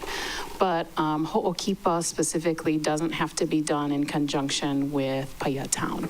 Those two can be implemented separately if that's the preference of the community. Okay, thank you. Yeah, we do have signs at Paia that says Ho'okipa that says don't park here, but that's just viewed as a light suggestion at this point. Yeah, until you drive through it, you see what I mean. Okay, I wanted to talk stories about the capital improvement program. I see that we're going to do a demolition of the Yellow House and the existing rock wall at 251 Napua Street and use that place for parking. So I asked planning this the other day, but I'll ask you folks too. Do we have a comprehensive parking plan for the Wailuku campus? I don't know if we do. I don't think we do. Do we have an updated LPAP? We're adding on people left, right, and center. You folks are going to add a whole bunch. Do we have places for people to park? I know we have that down there. And I mean, it's just me, but I wouldn't walk. I don't like to walk too far. You know, women, we have to wear heels, you know what I mean? Like if we could just come to work in slippers or nice tennis shoes like men can, it would be a different vibe, but we don't have that luxury just yet. Although today I'm wearing rubber slippers, so, you know, the Paia came out thick, so. But do we have parking for all of our employees? Thank you for the question. So we don't currently have a comprehensive parking plan, which was your initial question. In fact, the Wailuku campus is multiple TMKs at the moment. So we're working to do a lot consolidation right now so that we can plan as a master plan for the campus, essentially. As part of the campus master plan, we're looking at both office space and parking expansion that will probably be coming back to you next year. That's already in the works with Group 70 that was contracted in the prior fiscal year, and we can come forward with that related to additional parking as well as office space this coming year. Yeah, I do see that the following page for capital improvement plan is the Department of Management, you folks on the 6th floor, and having some reconfigurations there, which usually means you're fitting in more people, which usually means we need more parking. But I heard the bell. Okay. And then I have more questions later, but thank you. Great. So I'm going to cut in line. Sorry, I was reading some stuff says. So management, I was in communication. This is really not, this is budget related, and it's relating to upcountry, and it's debris removal, and to work with management and Hawaii Community Foundation to develop a program so that the after effects of wildfire can be removed by private property owners that have been impacted by the August 8th wildfire.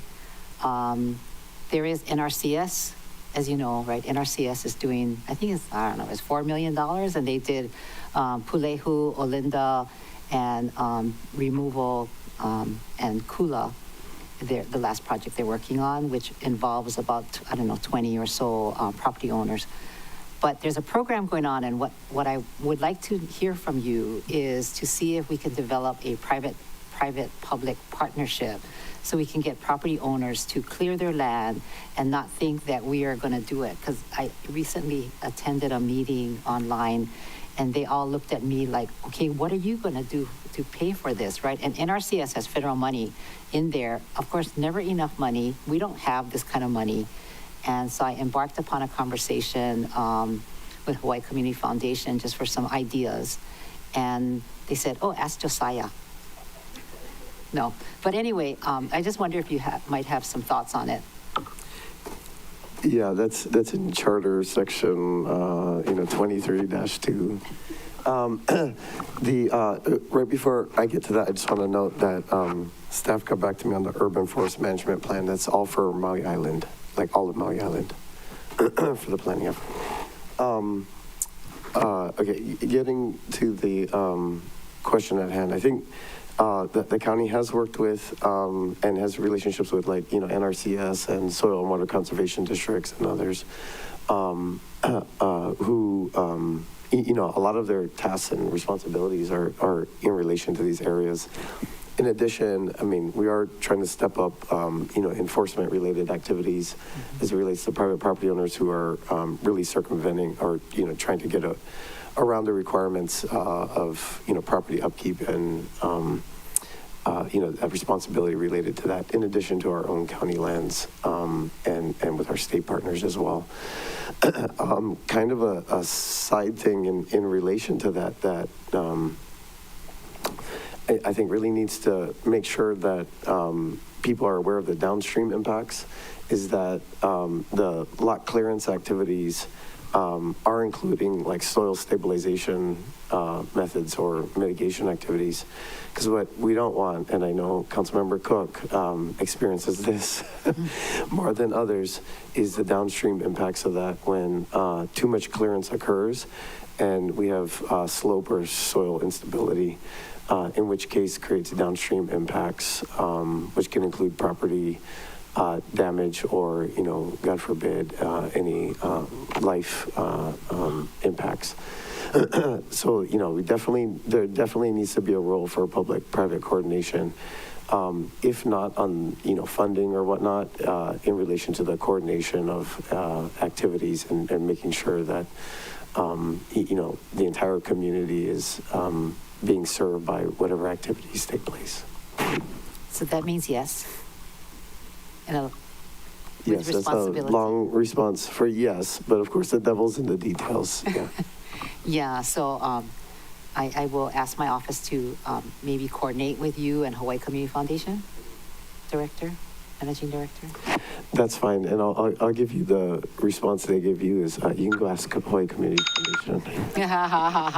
I already did. So I got that ball rolling. And I look forward to us trying to find some solutions because I think there is.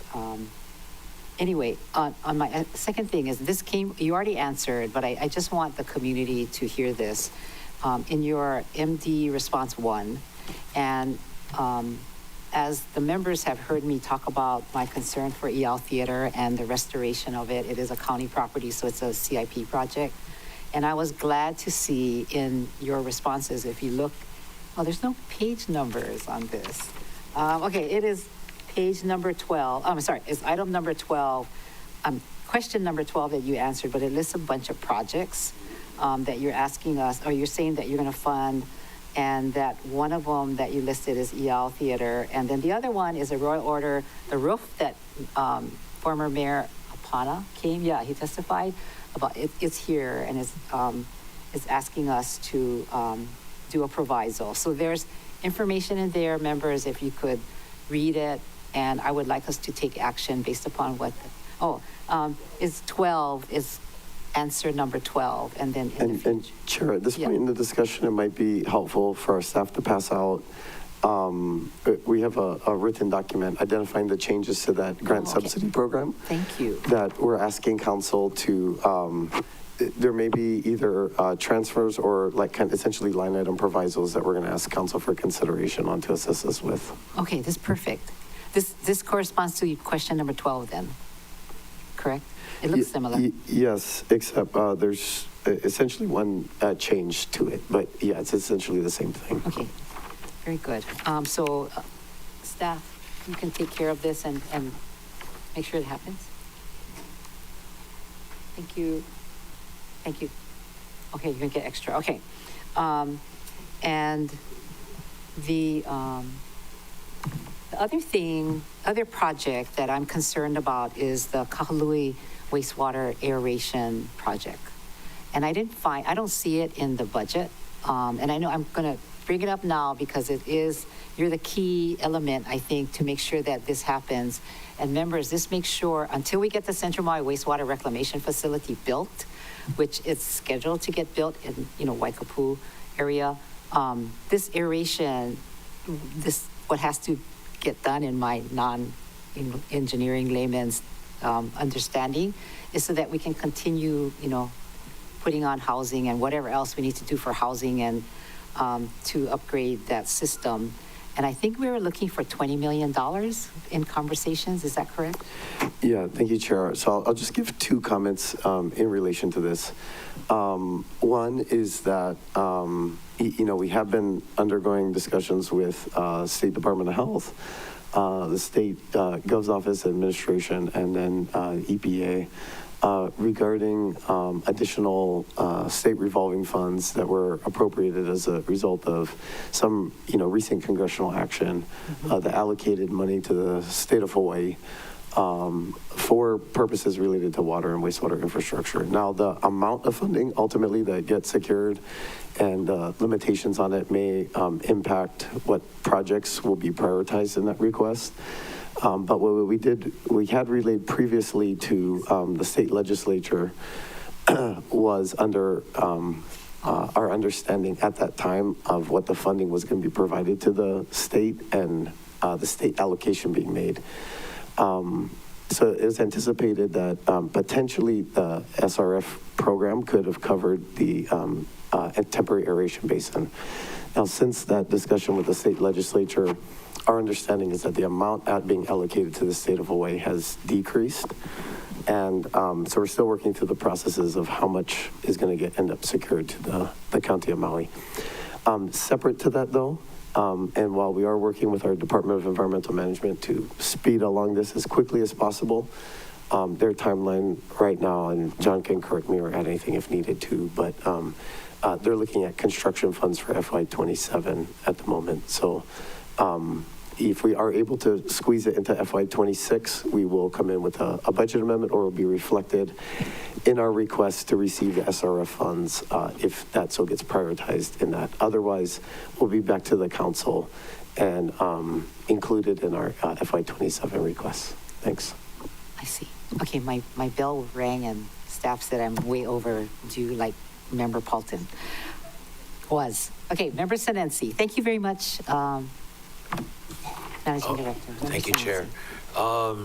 Director, where was these amendments again? Is this part of the $14,750,000? Yeah, thank you, Chair. In your details, it would be identified on 14-19. And then I don't think I have the ordinance open right now, but we can come up with the page number where, that proviso language would be added in the ordinance itself. But 14-19 would be 6317 is what's identifying as a county grant subsidy. And then to the language in our bill, we'd like these identified so that we can be direct line item appropriations. And there's a larger total to that 14 million? I'm sorry, page 14 of the ordinance. And I apologize, I didn't hear the question. Oh, okay. All right. No, I was just trying to locate it as well, too. Thank you for that. My other question was, with FEMA changing their rental agreements and stuff, we anticipate in the next 2 months, if we're going to go probably through Maui mediation, that we're going to start getting some of these people that are not going to be will require rental assistance. Can we utilize CDBG DR funds for rental assistance for some of these FEMA applicants that will be dropped from the program? Mr. Smith. Thank you for that question. The CDBG DR funds are not typically used for rental assistance. We are looking to work with others outside of the DR program to help supplement. Okay. So you also anticipate some of this, the FEMA, the ones that have been dropped currently, and so we're just getting word from Maui Mediation going through the process that some of those that'll be kicked off the program might be going through where the legal issues or mediation. Yeah, thank you, Chair. We've had a couple entities in the County of Maui that has assisted with rental assistance programs in the past. One of the things that we are working with the Hawaii Community Foundation on is the, essentially the spend down plan for the remaining funds of the Maui Strong Fund, which may include some emergency rental assistance in relation to that. And so, to the extent that we can find programs and partners and whatnot to link up to those needs. What was that fund again? In relation to the Maui Strong Fund. The Maui Strong. And there's other partners too that, are potentially interested in participating. But, until we finalize that, I think it won't be, the picture won't be completely clear. But, there are ongoing dialogue and understanding of the need for additional rental assistance and how all the different community partners can participate in that to help alleviate the need. Okay, thank you for that. Thank you, Chair. Okay, great. Next, we have Member Kama, followed by Member Paulton. Thank you, Chair. So the CDBG-DR report application has already gone out? Chair, thank you for that question. The CDBG-DR action plan is being finalized. That has not been sent back to HUD yet. Okay. So we are currently taking in all the comments. Well, the comment period's over. Yeah. We're adjusting the plan to accommodate as many of the comments that we got from the community as we can. Okay. That plan will be sent to HUD and it's slated for the 21st of this month. Okay. And do we get to take a look at that at some time? Yes, that will be public. And then, and all the comments and all the responses to all the comments, that's all public. Then HUD reviews that to make sure that we've adjusted the plan to both meet their requirements and to make sure that we've heard the community correctly. And how long does HUD have to do that? 45 days.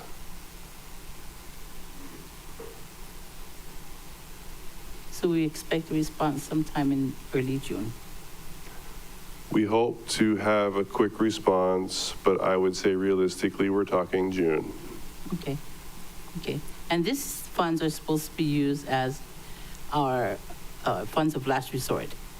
They are funds of last resort. They are the funds that fill the gap, and they are meant for permanent housing. And that's why it's really hard to use them just for rental assistance. Mm. Okay. Okay. That's all of the questions I have. Thank you, Chair. Thank you. Very good. Member Paulton, then Member Johnson to follow. Okay, I'm gonna try to get more questions in this time. Who runs the Maui Recovers website?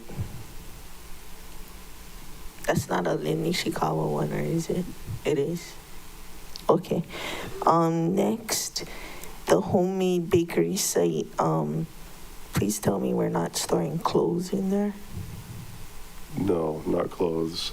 Zero clothes. No clothes. Okay.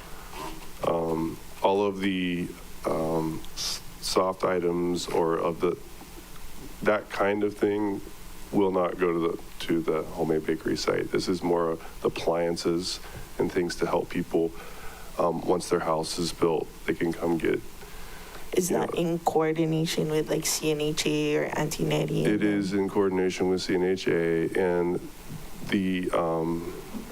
if you want to see how it operates, no, I mean, if you want to see how it operates now, you can go to the old Lowe's site if you haven't been there, and then the more valuable items that are in there is what would go there, and the other stuff won't.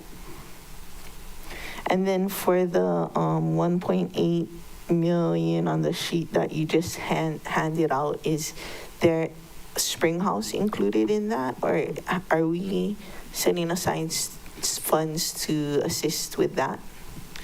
So at this time, that's not in the county's asset role. Right now, the properties that are listed are in the county's asset role. We are currently helping Spring House with a structural assessment activity, which is what we committed to when they bypassed debris removal. But at this time, it's just these 3 properties that are county-owned. And the debris removal that was left on their property was the concrete ground stuff? Correct. So we needed to complete the structural assessment first to know if that can be pulled away without affecting the historic structure. Thank you. And then, let's see. Oh, someone was mentioning you might have 7.5 million set aside to match funds with HCF for CDFI for the 80% and above who can't take advantage of CDBG, DR, or affordable housing funds that we set aside. Where would that be located, and do you need it provisoed as well? Thank you, Chair. It should be identified in the sheet that was provided to you. Would be to Hawaii Community Lending for the program. Thank you. Got it. Thank you. And that's for paying down mortgages and stuff like that. Is it a pilot or is it the full-blown? Well, so there's an existing program, the Deferred Payment Loan Program, that HCF has administered with Hawaii Community Lending. And as a part of, like a kind of a matching component, we would provide additional funding to that, as well as we still got to work with Hawaii Community Lending on a couple aspects, but they did request a couple changes to the program to make it a little bit administratively easier to administer and get funding out the door to people. So we'll have to work on that with them. But that, in relation to your question, that's the funding that's identified. Okay, and then I think my next question, I'm gonna try to fit it in under recovery. You know how the water department has estimates for single-family home water usage, multi-family home water usage, fixture count, and like that. I'm not sure if anyone was watching the CWARE meeting, but there's big concern about all the people who are building back with swimming pools. And I'm not sure how that is taken into account in the estimate of water, but the more private swimming pools people build back, especially now that we're underground and surface water special management area designation means less permanent long-term housing. I mean, essentially, because we're using pools when we're in the biggest pool surrounded by water.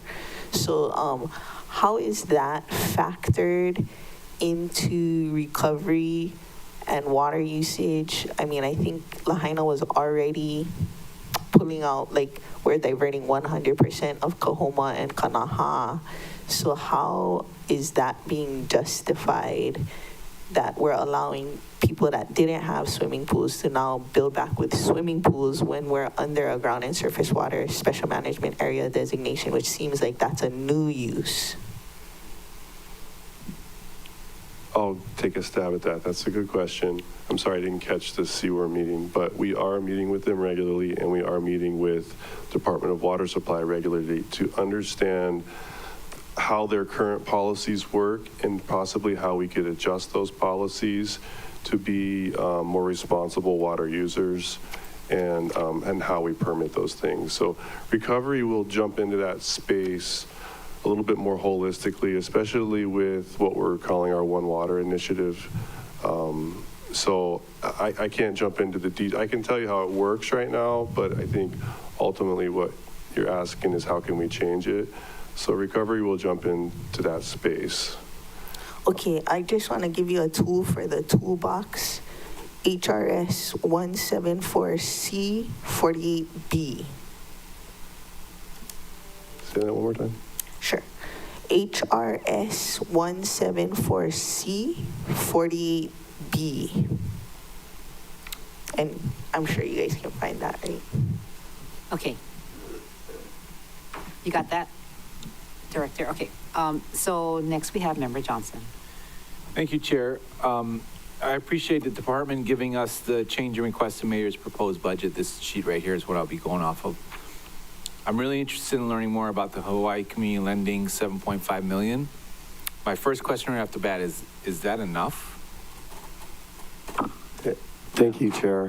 One, I would just note it's a part of a match component, so there would be additional funding provided for that program.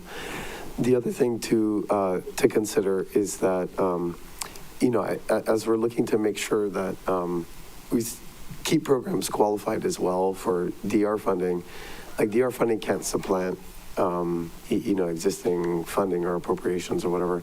So as we're looking to continue providing people assistance and bridging the gap in relation to when DR programs can really be stood up and funding can get out the door, and when some of these individuals may end up being eligible for assistance, it's anticipated that this funding can help cover the gap in programmatic elements, but if additional funding is needed, we will come back to the council for consideration of that. I'm going to pivot with something you mentioned, I think it was off Councilmember Sinensi's question on houselessness, but how you were working with folks on the Big Island on their programs. And I'm curious if it was the Hope Village that you guys went and checked out, or can you elaborate on when you went to Big Island, where were you going to look at? Well, thank you, Chair. Just for clarification, we're going in May, so we haven't gone yet, and we're going to be finalizing the agenda with the County of Hawaii over there. But one of the things that we've identified is some of their homeless initiatives. That, of course, I mean, depending who you talk to, there's always people that have good or bad things to say about things, but we do want to see what other counties are doing in relation to that. Well, for me personally, when I went there, when I was, I want to say 2021 maybe, but they just had their, event with the volcano, and that they lost a lot of housing then, and they built them so fast. I think there's something to be learned from that scenario to what we're going through right now. And just to see them do it, and I'm glad you guys are going to go out there and see what's going on there, because the state law covers both counties. Maybe it's our wheelhouse that we need to fix, if they can do it fast. So I just wanted to, encourage you to look into those guys, and, hopefully Brandy's still there because she was a rock star, and I just figured I'd throw that out. Thank you. Okay. Thank you, Chair. And I guess the last thing I'd note too, I think some of you were able to participate as well, but I think kind of like one of the dreams I have is seeing when we did the NACO conference in Austin, we got to tour the I think it was the Mobile Loaves and Fishes program.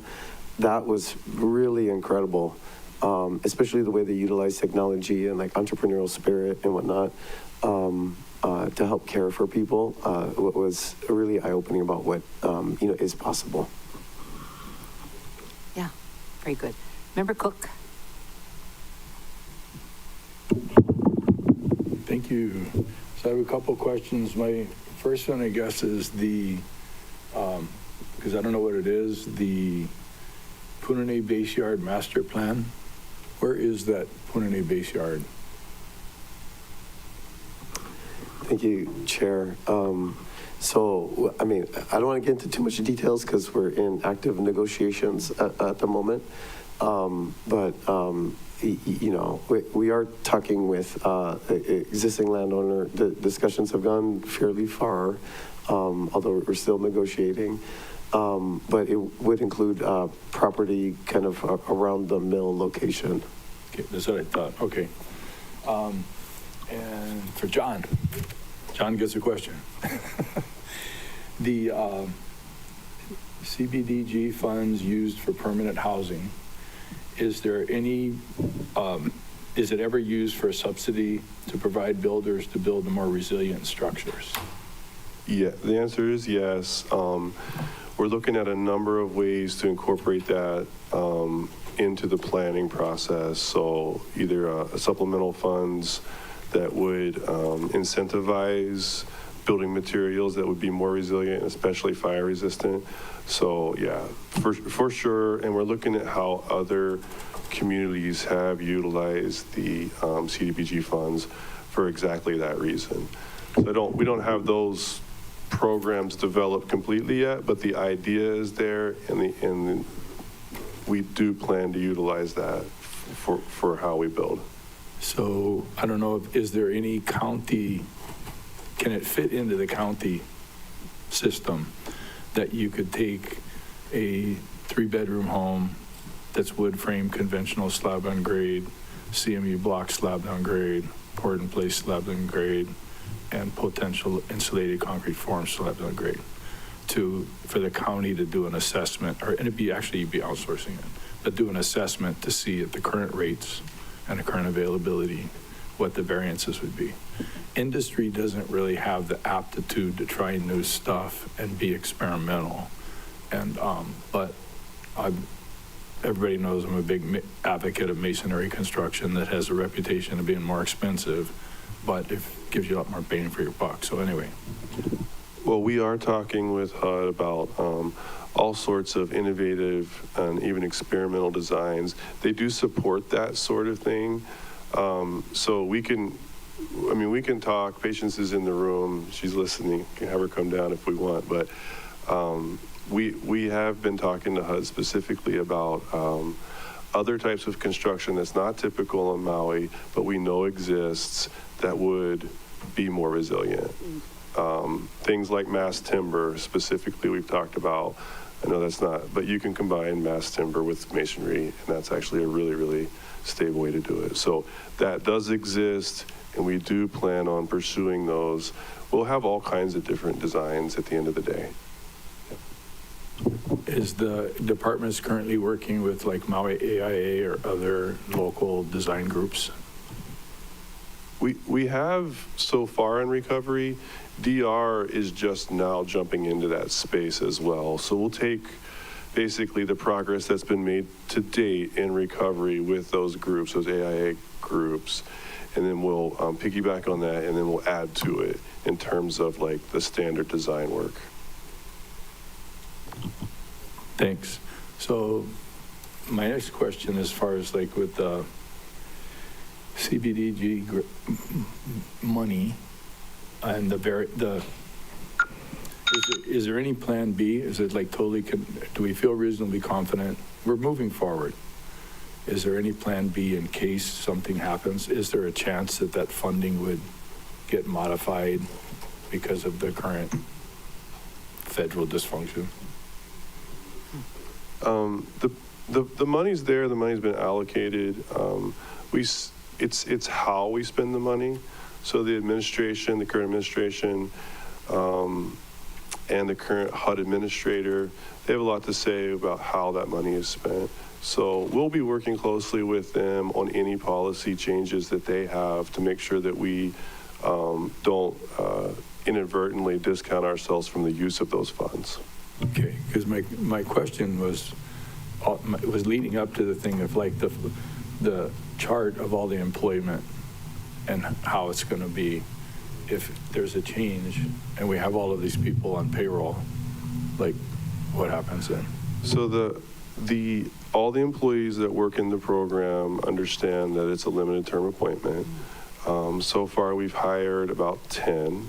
And you know, we passed the budget amendment to get up to 56, but the way it will really work in reality, I kind of see it like a bell curve. So we're ramping up, and at some point in the future, we'll get to that max, and then we'll ramp back down, and that'll all be based on the funding source itself. Thank you for that, and let's hope that it all flows, and thanks for all your work. Okay, so members, you want to take a break?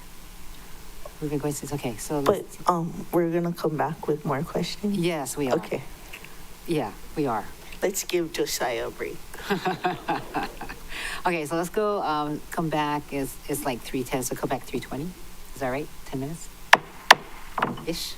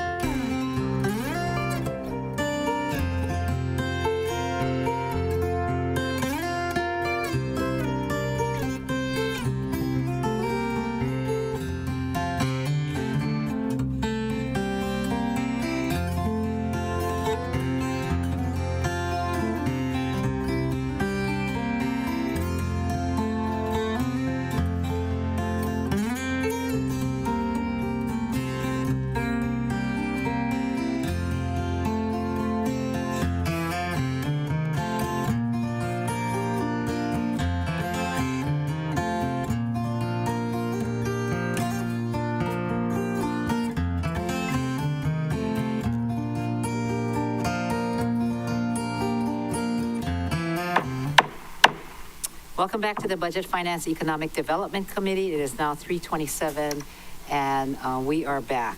I will turn this over to Member Hodgins, and we'll start all over. Go to Member Senensi, Paulton, Johnson, and Rollins Fernandez if she comes back, and then Member Cook and myself. Be nice to Managing Director. He's not feeling well. Do you want some tea? Okay. As I was telling them, I have stress reliever tea, happiness tea. We can put them in the same cup for you. I don't have any tea to make everybody be nice today, but we do have tea for you. For your guys' questions that you responded to us, I'm wanting some clarification on your folks' question number 15 for professional services.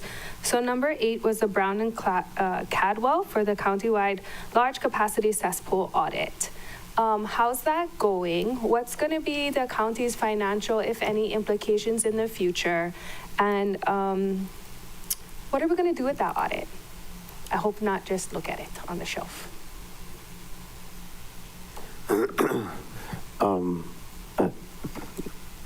I'm sorry, if you could repeat it real quick. Of course.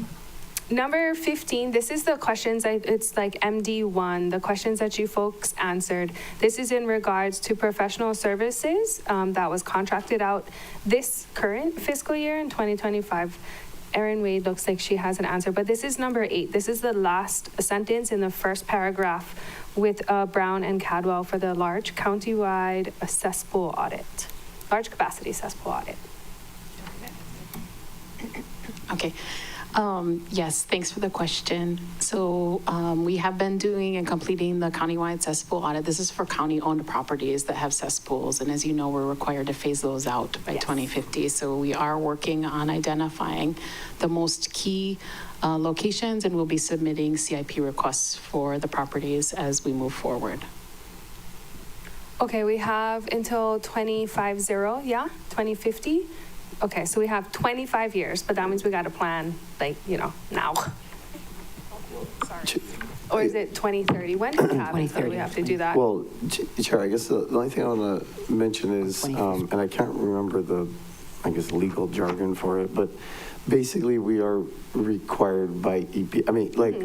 We have to do this, and we have to do it like ASAP. Because we're in non-compliance with certain things. So it's part of our, audit requirements. Is why we've been kind of rushing some of this stuff and identifying other facilities that may have cesspools that need to be converted. But we will come with, CIP funding and whatnot that's needed. But we want to make sure that we meet the compliance as soon as possible. When is the deadline for that? 2050. Well, not if they're saying. There's a state law provision in general, yes. But I guess, the clearest answer I can give you is as soon as possible. ASAPs? We really need to get these things addressed. And then, demonstrating our commitment to that and whatnot will go a long way with our federal agencies overseeing this. Okay, thank you. Mr. Smith, did you have anything to add? Yeah. This isn't really recovery related, but we went through this at Highways when I was there, and I think that's kind of why this got started. But I just want to distinguish between cesspools and septic tanks. So we're talking about cesspools in this scenario. So we are under obligation right now to remove those. Yeah, just like my neighbors are up country. So, I'm just curious how this is all going to roll out for all of the rural areas. We had this discussion in Lahaina. For certain areas, they had cesspools. We have cesspools. My neighbors have cesspools. I have a cesspool. So all of the conversion has to happen by 2050. I know that, but I'm curious how this is all going to roll out. Right, but for the large capacity cesspools, that's actually already, we are under obligation to do that right now. We can't wait. Got it. You don't have the luxury to 2050. Got it. Okay. Well, we will then look forward to that in the budget sessions to come. I did want to talk to you folks about the other, your other capital. Never mind. I can hold it. Next round. Member Senensi. Thank you, Chair. I just had one more question. It looks like number 16 of your responses to the FEMA PA reimbursement of 4.9 million. You guys are still waiting on that reimbursement.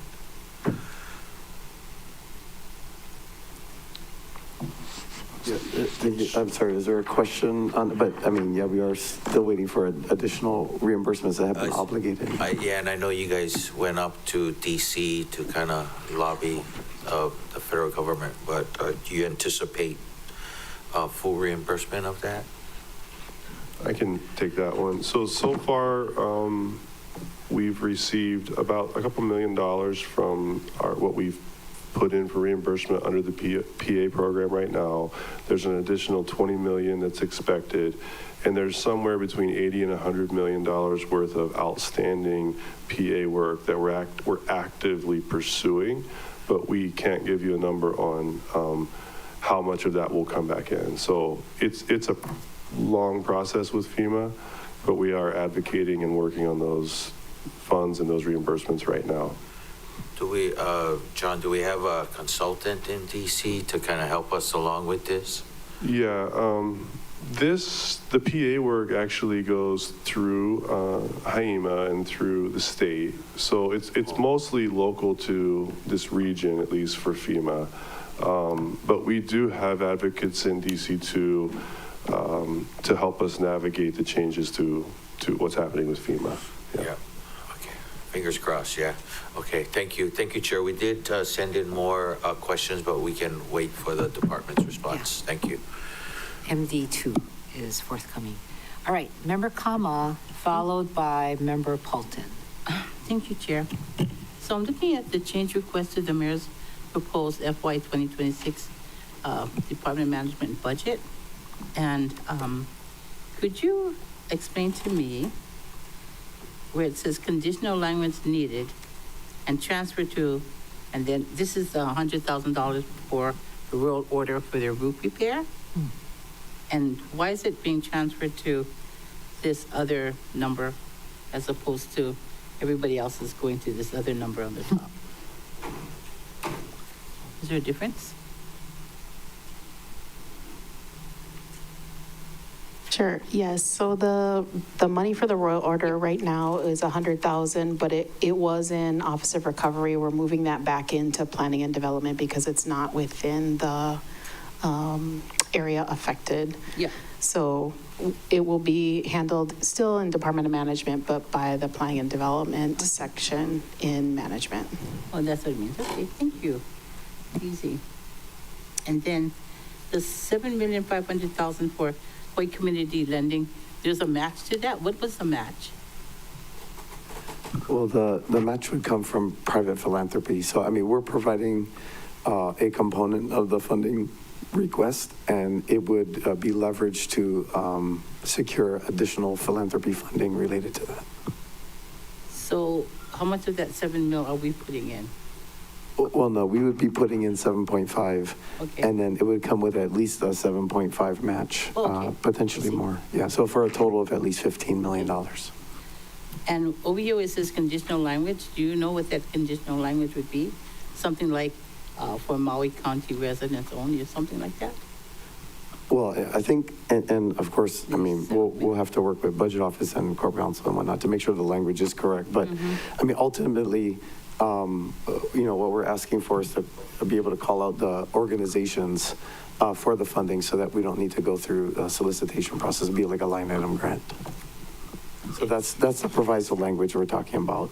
You know, be like up to whatever, $100,000 for the Royal Order, you know, for roof repairs to their facility or something like that. But it's primarily so that we can move expeditiously on the requests of the organizations. Okay. And then I'm on page 515 of the program budget under management, the Board of Ethics program.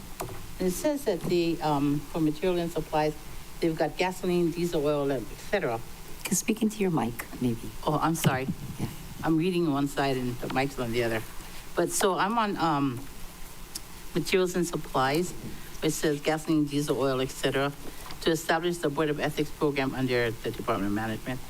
do they have a car? Are they going to get a car, or what is the diesel for? Thank you, Chair. I'm trying to pull it up in our, Page 515? yeah, not in the details if there's, but ultimately, we took the requests from the Board of Ethics that they made. So, we wanted to make sure to preserve the integrity of the request. Those accounts can also, be used for additional types of expenditures. But I think in my discussions with them, they're anticipating the need to, eventually have a vehicle or it was, I think, maybe a learning process of how the county budgets and applies expenditures. So when you look at like mileage reimbursements and whatnot, I think my understanding is it doesn't come out of like that account, but I think they were thinking like if the executive director has to go like drive to investigations or whatever, they may pay gasoline costs or things like that. So ultimately it's a program budget. So, there's not that much concern there. It's just, we wanted to preserve the integrity of what they requested to make sure that it's directly from the source. I can see that. Thank you. I heard the bell, Chair. Okay, thank you. So next we have Member Paulton. Thank you, Chair. I'm going to follow up on Member Kama's questions. On the 7.5 million on Hawaiian Community Lending, I was talking with Hawaii Community Foundation, and I was wondering if you folks would be open to additional conditional language. When we get into the after the fire and things like that, they talk about home hardening because Lahaina is prone to future fires. If that could be a conditional, like as you build back, that you take home hardening measures, with your vents and your 5 foot of whatever defensible space, as well as that we're in a ground and surface water special management area, maybe low flow fixtures or the toilets 1 up, 2 down kind of things, as well as, we're really looking to rebuild our community, not just rebuild houses. So maybe some sort of restriction on speculative flipping of houses once they're rebuilt, like they gotta live there or something a certain amount of time. Are you open to those also conditional types of language? Chair, I think in kind of the overview of everything that you asked, I think, we are open to additional requirements for the program. Moving on. Okay, I think I would just encourage to talk to Hawaii Community Lending too, to make sure that can fit within the programmatic elements of how they administer the funds. I'll call up Gilbert. Okay, next, on the Board of Ethics, Corp Council is asking, or they said DPS made them ask for a board and commission secretary. It doesn't look like it's a limited term appointment, but then the Board of Ethics is also asking for a secretary. I understand Deputy Corp Counsel staff all the boards and commissions, but it seems like the secretary position might be a dupe. Okay, thank you, Chair. We'll have to follow up on that specific question. Thank you. And then DPS is also asking for $300,000 for their rules and regs, and then you're asking for $500,000. And then I thought, does management oversee DPS, or is it just the Civil Service Commission? Thank you, Chair. So in regards to the first part of the question, these are complementary items.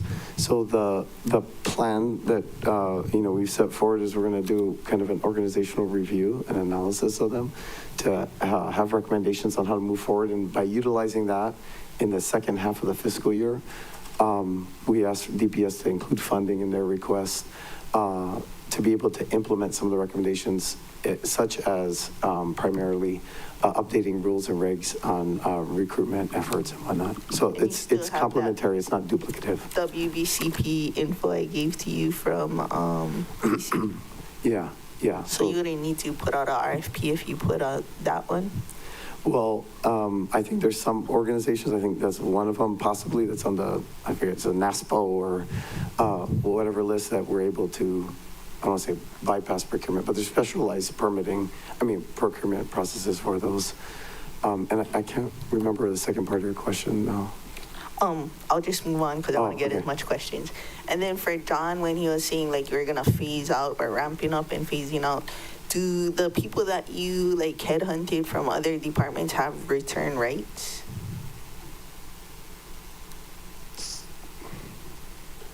It depends. Some Yeah, might. Some might. can. Okay. Yeah.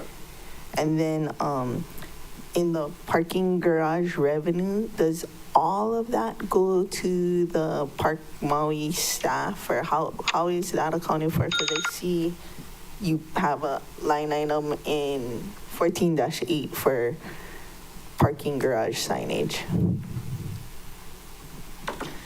Thank you. The revenues that are collected can be utilized for infrastructure, staffing improvements, operations, et cetera. And then once additional revenues are collected, as the program expands, it can be used for more. I think you probably remember when we created that fund, it was intended to also be able to fund visitor interpretive signage at beach parks, public information, all kinds of things, additional circulator shuttles. But at the moment, the only revenue that's being generated is at the garage. We can utilize some of those funds for that sign if that's the preference. Just, I don't know, 30,000 for more Wailuku banners, dumpster, garage, wall sign, and ground sign. Okay, thank you for that clarification. So those are actually unrelated to parking. The banners that are on the light poles, the trash collection that, it happens twice a day, and then the dumpster that it goes to, all of those are a separate cost for just the operations of the neighborhood, similar to how it used to be in Lahaina. Lahaina Restoration Foundation managed that. So, but the garage wall sign and ground sign is for the parking garage? Those are specific for the parking garage. And that's correct. not 30 grand? Those probably will be, yes. 30 grand? Yeah, signs are really expensive. Yeah. I got some kids, some paint. It's required to be lit for ADA Well, accessibility historic purposes as district, well. too. Yep, so the Okay. electrical and lighting is expensive. Got it, thanks, bye. Okay. Member Johnson, followed by Member Cook. We don't see Member Rollins-Fernandez here. Thank you, Chair. I only have one question in regards to that 7.5 million Hawaii community lending. Is that, and you might have mentioned it, but I'm sorry if I didn't catch it. It's a simple question. Is it only for fire victims or is it countywide? Thank you, Chair. The program itself is, I think the whole program is being called the Partnership to Rebuild Lahaina. So, I mean, the programmatic element of itself is to meet the recovery needs of where they're at for our displaced residents. I can't say for certainty that there's conditional language within, like, the program that they've already ran with the deferred payment loan program. But I do know the intention is to help those displaced residents who may be unqualified for DR assistance. Okay. I would just hope we could open up more, but maybe that would require a bigger pot, but that would be one of my concerns with it. Because, I mean, I understand where you're coming from, but there's like a stone in the water. There's been ripple effects to our economy, and I could see many folks here really needing this funds. Thank you, Chair. As it relates to more funding for that specific program, it is hoped to be a bridge gap to when, additional funding resources will be available, potentially to some of these individuals who may be qualified for DR assistance in the future. And then I did relay earlier, if additional assistance is needed to continue the program, to help continue to meet the needs, we can come forward to council for additional funding. But I know part of your question is in relation to kind of outside of the Lahaina displaced That's individuals. really where I'm going with it. Yeah. And I think, funding is limited in terms of what we're able to provide at this moment. But I think demonstrating a successful program that can be implemented with our Lahaina residents can be translated into assistance being provided in other areas too. Okay. Thank you for your response. Thank you, Chair. Thank you. Member Cook. Thank you, Chair. The study, this cesspool study, are they looking at, would that include looking at potentially sewering Makwao, Kokomo, et cetera? Like, are they looking at it broad-based, or is it just how to get rid of the existing ejection wells / cesspools? Thank you, Chair. Are you relating to the cesspool audit? Thank you, Chair. That's specifically in relation to county facilities. So we have county facilities that are required to kind of shut down and whatnot. They're cesspool. It doesn't relate to like private properties. So I was thinking, and the schools are state, because both Makwao School and King Kauliki have major issues with that, but those are state, not county. So, okay, that answered my question. Thank you. Yeah, so I'm sure they're under their own requirements, and EPA is probably talking to them as well. Thank you very much. I don't have any further questions. Okay, Chair. great. Okay, so before I start off with Member Wu Hodges, I would like to ask if Managing Director can comment on the ERC, Economic Recovery Commission. Final report was issued. I think all the members got a copy of it. It is with DBED and the Office of Economic Development. And there's some implementation funds that are needed so that the 11 different groups that came up with different ideas can have some kind of focus to get it implemented and who to work with and whatever. So can you say anything about that? Thank you, Chair.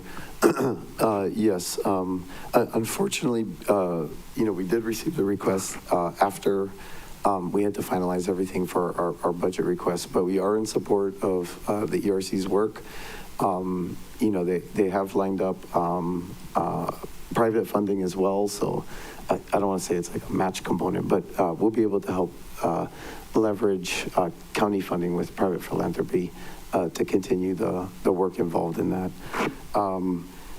One possible, so I believe the request that we received was for $100,000. There may be additional needs in the future, but I believe that was the official request that we received. And then I did mention this earlier in the meeting, but we did have some funding that we identified as duplicate that could be removed. So if the council wanted to consider, the ERC request that we would be supportive of, you could simply utilize that funding and then earmark it for that purpose. And I believe Maui Economic Opportunity would be the, I guess for lack of a better term, like the fiscal sponsor in that case. Okay. And the funds that we had identified are in our IT program, 6112, which I think is like contractual services. I don't study that offhand, but no, 6112 contractual services. It's about $256,000. I won't get into the specifics of it, but about $256,000, regardless of what you guys decide to do, you can cut from that 6112. And then if you want to consider utilizing that funding too for the ERC or other programs, that is available. Thank you. Oh, we'd like to hear that. Oh, very good. Okay. Wow. So speaking of that, I think this might be a question. It is related to management, but maybe the budget director may be able to also answer. So under Appendix A, Part 2, the General Excise Tax Fund, there is a condition 14 for the Central Maui Landfill Phase 7, Part 1 closure under the Department of Environmental Management. However, in Bill 43, the bond bill, Appendix C, the CIP project sheet says its CIP belongs to Department of Management, not DEM. Can you clarify that? Which one does it fall under? Thank you, Chair. Similar to last year, when the permanent disposal site funding was placed under the Department of Management for continuity purposes, we left it under Department of Management this year, although they're working in coordination with DEM on that. So that's why that is reflected that way. So the correct answer is management. It's fine to remain under management, yes. Okay, so we didn't find more money. It's just a duplication of, it's just an incorrect department, I guess. Thank you, Chair. We feel it's appropriate under either DEM or management. It's not a duplication. So if the body would rather have it under DEM, that's fine. We just left it under management as it was under management in fiscal year 25. Okay. Okay, next. Member U Hodgins, you have more questions. Shall we do this? What is this? This is the fourth round. Shall we do 2 minutes or we still need more? Can. Okay, fourth round. Thank you. I wanted to talk about the new service center. And I know that's one of the questions I asked or somebody asked in the document that we're still gonna get back from you guys, but can you just, while I have you here trapped, can you just tell me which ones, which departments are probably gonna move there? Is there gonna be space for boards and commissions? When we had Cynthia Lalo here, and one of her many hats is, or I guess was BNC's, but she mentioned them maybe going to the Hagai Institute. Now, nothing wrong with Kihei, but it is a far drive for a lot of people here that have to staff boards and commissions. So are they gonna have space, and is there also gonna be space for ocean safety where they're looking for some space too? Thank you, Chair. So I think Deputy Managing Director alluded to this a little bit earlier about the ongoing space study that's being done and work going on that. That will help inform our decision-making in terms of what departments should go down there. Some of the departments, such as, let's say, like Department of Planning, which does maintain and manage a lot of different boards and commissions and has a lot of community meetings. If they were co-located down there, then that may make more sense to have like additional community meeting space available since there'd be so much traffic and whatnot down there. So those decisions will be informed really well by the ongoing space study to be done. Can we see this ongoing space study that you guys have? Yeah, once it's completed, we'd be happy to. Okay, great. And then I know, because we're talking about boards and commissions, I know you were talking about the Board of Ethics, but, and I know why, they're with you guys right now, but can you tell me the decision to keep it under you folks and not something like the auditor? Some other entity like the auditor that's quite independent? Well, I guess the short answer is, I mean, if the auditor wants to take it, I'd be happy to give it up. Please divorce me from these Yeah, things. I mean, I don't know the politically correct way to say that, but I mean, ultimately, it was getting tasked as kind of this administrative function, and we help, a lot of the boards and commissions and administering the agencies, and Board of Ethics used to be tied to the Corporation Council, so I think, and we lack jurisdiction in like assigning responsibilities and whatnot to the legislative branch. So, I mean, honestly, our discussion was purely within the administrative branch piece, but if you guys want to take it in auditor's office or elsewhere, I mean, I'm fine with that too. They're going to act independently anyway. Sure, and I mean, don't get me wrong, I'm not speaking for the auditor. It's just like they're quite independent, but I appreciate you answering that question, and I know you folks are kind of the catch-all. Okay, Member Sinensi, you have no questions. Yep, no questions, Member thank you. Kama. No questions, Chair. Wow, getting to no questions. Member Paulton.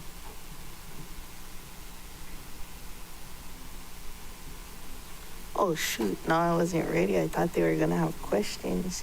Can you, okay, here's one.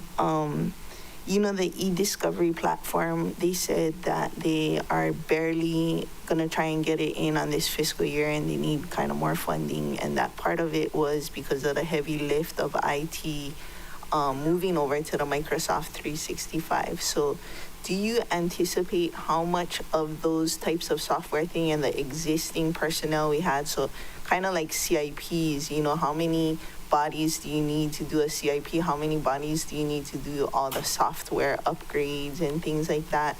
And has that been taken into account for this year's budget of software work, existing personnel, and what we can reasonably expect to happen within one fiscal year?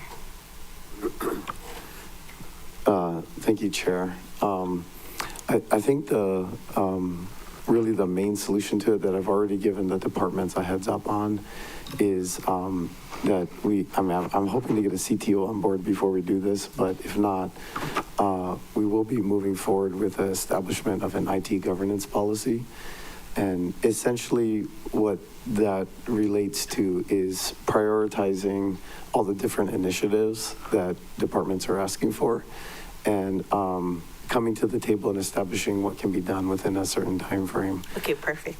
Next, probably for recovery, is it on your radar that we only have one laundromat in Lahaina now, and they mostly do short-term rental laundries, like hotel kind of stuff, and so that our residents are kind of being pushed to the side, and they'll go and they cannot do laundry. They'll go and they cannot do laundry, and they'll go and they cannot do laundry.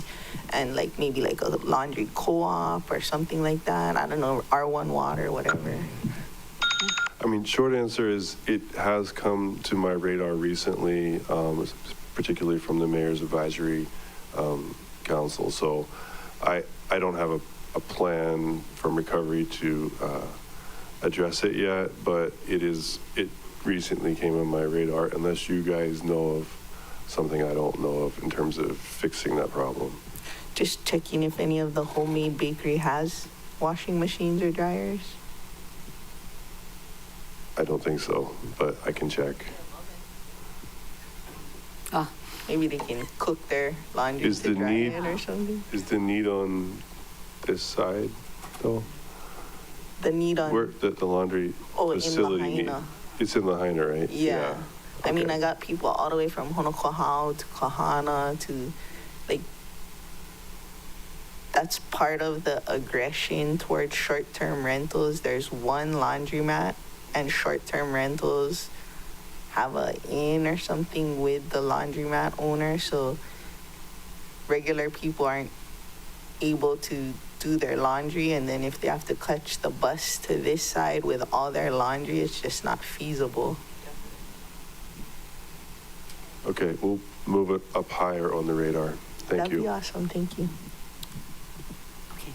Member Johnson. Thank you, Chair. All my questions have been answered, but I will add a point of information.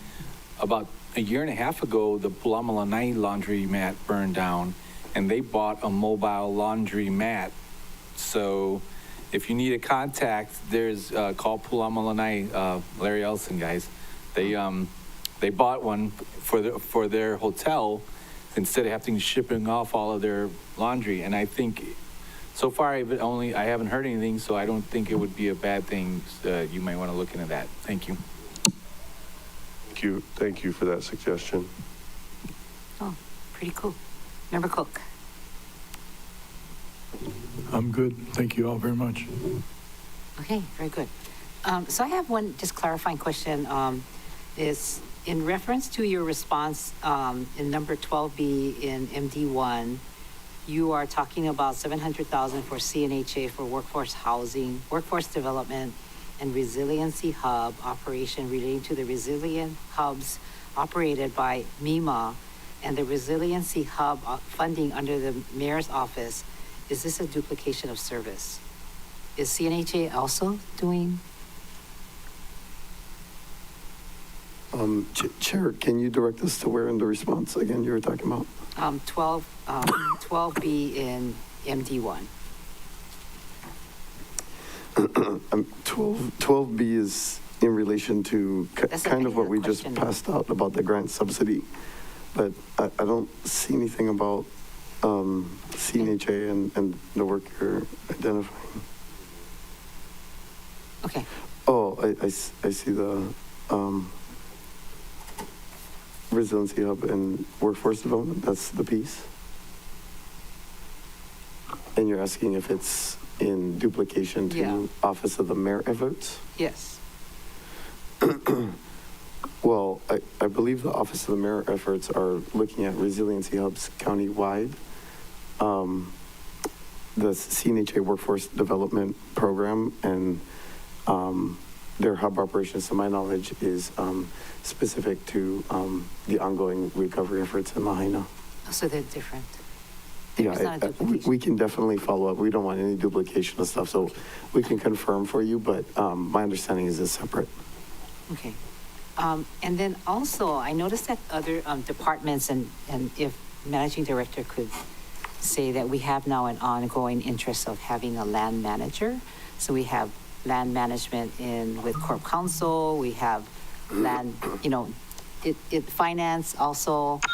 And I wonder if we are going to have a comprehensive land management plan along with, getting everybody kind of in line, so we don't only have Guy Hironaka. Thank you, Chair. Yeah, and we really appreciate Guy Hironaka. I know. But yeah, I mean, I'm sure it's too early to unveil everything, but I don't know if the Deputy Managing Director wants to talk a little bit about some of what we've been, looking and discussing regarding task force. Sure. And this relates to the multi-departmental and cross-departmental coordination, where a lot of different departments touch a piece of the land management, but can't do land management independently. So the objective is to develop a task force with specific issue areas. So whether it's wildfire prevention or ecological restoration or encampments or education about land management. All of those things I think we're going to start looking at from a comprehensive perspective, as you're saying, and then as a collective developing programs that might live in individual departments where it suits them and where it fits, but then they wouldn't need to carry the load of the entire county as they're serving the portion of the mission that is theirs. But we would have the oversight with Department of Management and Mayor's Office to do those coordination efforts. Oh, very good. So as we're hearing now more about land management, it is the time, right? I think it's something that we, the council, wanted to see, and very good. Thank you. Thank you very much. So I have no further questions. Member Paulton, this is last round of 2 minutes. Thank you. I recently forwarded you the email from ILWU on best practices. And then I had a question in the second set about US ACE, and then we're putting money for that. Could some of that money go to the best practices that ILWU is asking for, I think it's the HCND, which is right next to where the PDS folks will be? They list out what the county's plan is and then what the best managements are. And so that's kind of recovery related. And I would hate to see residents that work in Maui have long-term health effects because we're not doing best practices.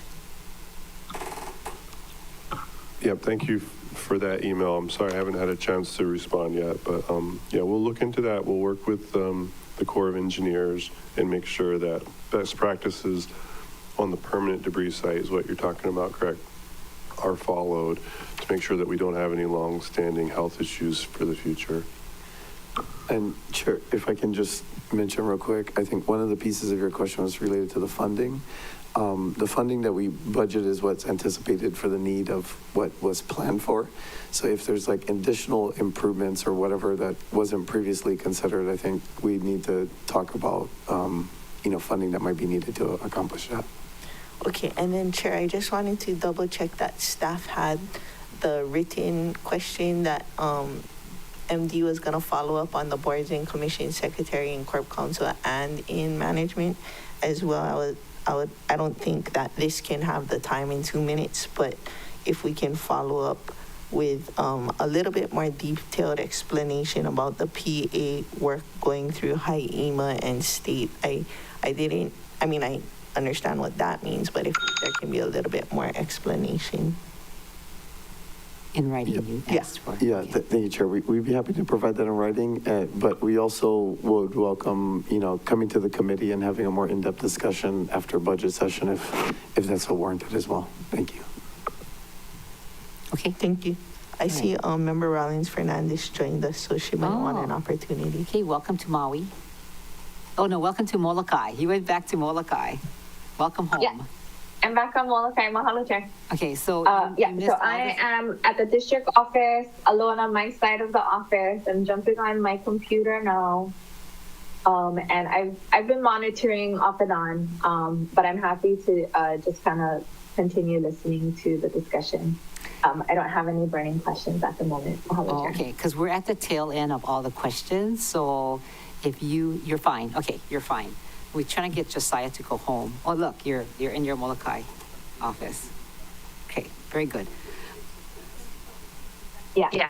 Mahalo, Chair. Mahalo, Chair. Okay, thank you very much. So members, anybody else have a last question for Office of Recovery or Management? See none. Okay, so very good. We will, thank you for this change request, the list. And then thank you for the $256,000. And we will use that towards the ERC $100,000 request that will go to MEO. And then maybe staff can work with you on the right language for that so we get it correct. And is there anything else? We will send you questions, Managing Director. You want to say anything to us before we close? No, just always appreciate, being here before you guys. Always, it's always good dialogue, good questions. And we appreciate the camaraderie and working together to make things happen for our community. So thank you very much. That's mutual. Yeah, we appreciate Josiah Nishita. And when he comes, we're like, oh, okay, let's have him just answer as many questions as we can think of. All right, members. So at this time, we're going to defer this. Oh, you have another question? Member Paulton. Are you, if you can tell me briefly if you're supportive of a project labor agreement to hire Maui workers first, whether union or non-union? For the big reconstruction going on in West Maui and then all around. So I think, Chair, well, this is definitely not something we're going to be able to answer in a 2-minute time We can period. follow up in writing. Yeah. And it also may, warrant further discussions with the committee about, there's obviously pros with that approach, and then there's obviously, things that would take place as a result of it. So it might be good to have a discussion at some point to understand both sides of it, and then we can come up collectively with the best decision forward. It could possibly be one of my priorities for an RFP for 250 or something. But still working on the language. Okay. Do you need something in writing to be sent to them? Yeah, I thought, can the staff have that? Do you have that, Kristen and James? If it's okay, could we just request it be repeated one more time? Oh, sure. Thoughts on an RFP for a project labor agreement for whether it's union or non-union to prioritize hiring Maui workers first, and then if we don't have that type of expertise, like growing it through it, a possible RFP for like a third party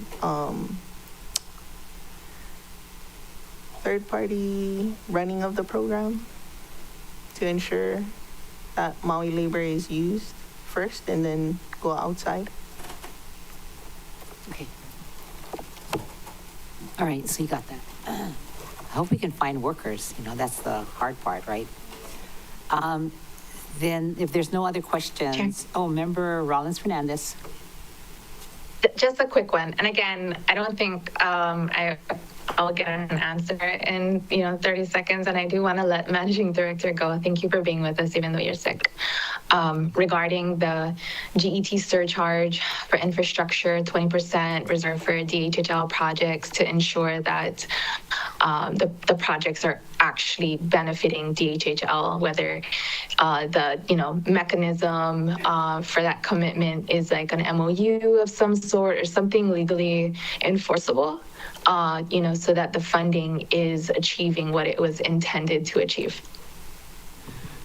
Thank you, Chair. I believe we have a set aside already in the ordinance related to a request that they made. I have an upcoming meeting with them, I think in the next few weeks. We did ask them for additional documentation and whatnot so we could prepare. I think we were going to go the IGA route in relation to it to provide them the funding. But yeah, we are working with them, and to date, I believe that's the only like hard request that we've gotten in relation to accessing the funding at this point. Of course, you had a response within 30 seconds. Mahalo for that. Appreciate it. Mahalo, Chair. Oh, very good. All right. And mahalo with Office of Recovery as well. I see them. Yes. So both. Anybody else have questions? See none. I'm going to defer this item. And then this meeting is now adjourned at 4:12. Oh, wait, I have one more thing to tell you before I adjourn. If any of you have legislation that you want us to take up, please, it's due tomorrow at 9 o'clock. But please do send a copy to staff so that they have it also. If any of you have, I'm sure you must be already working on it if you do. So any questions? Anything else? Okay. This meeting is now adjourned.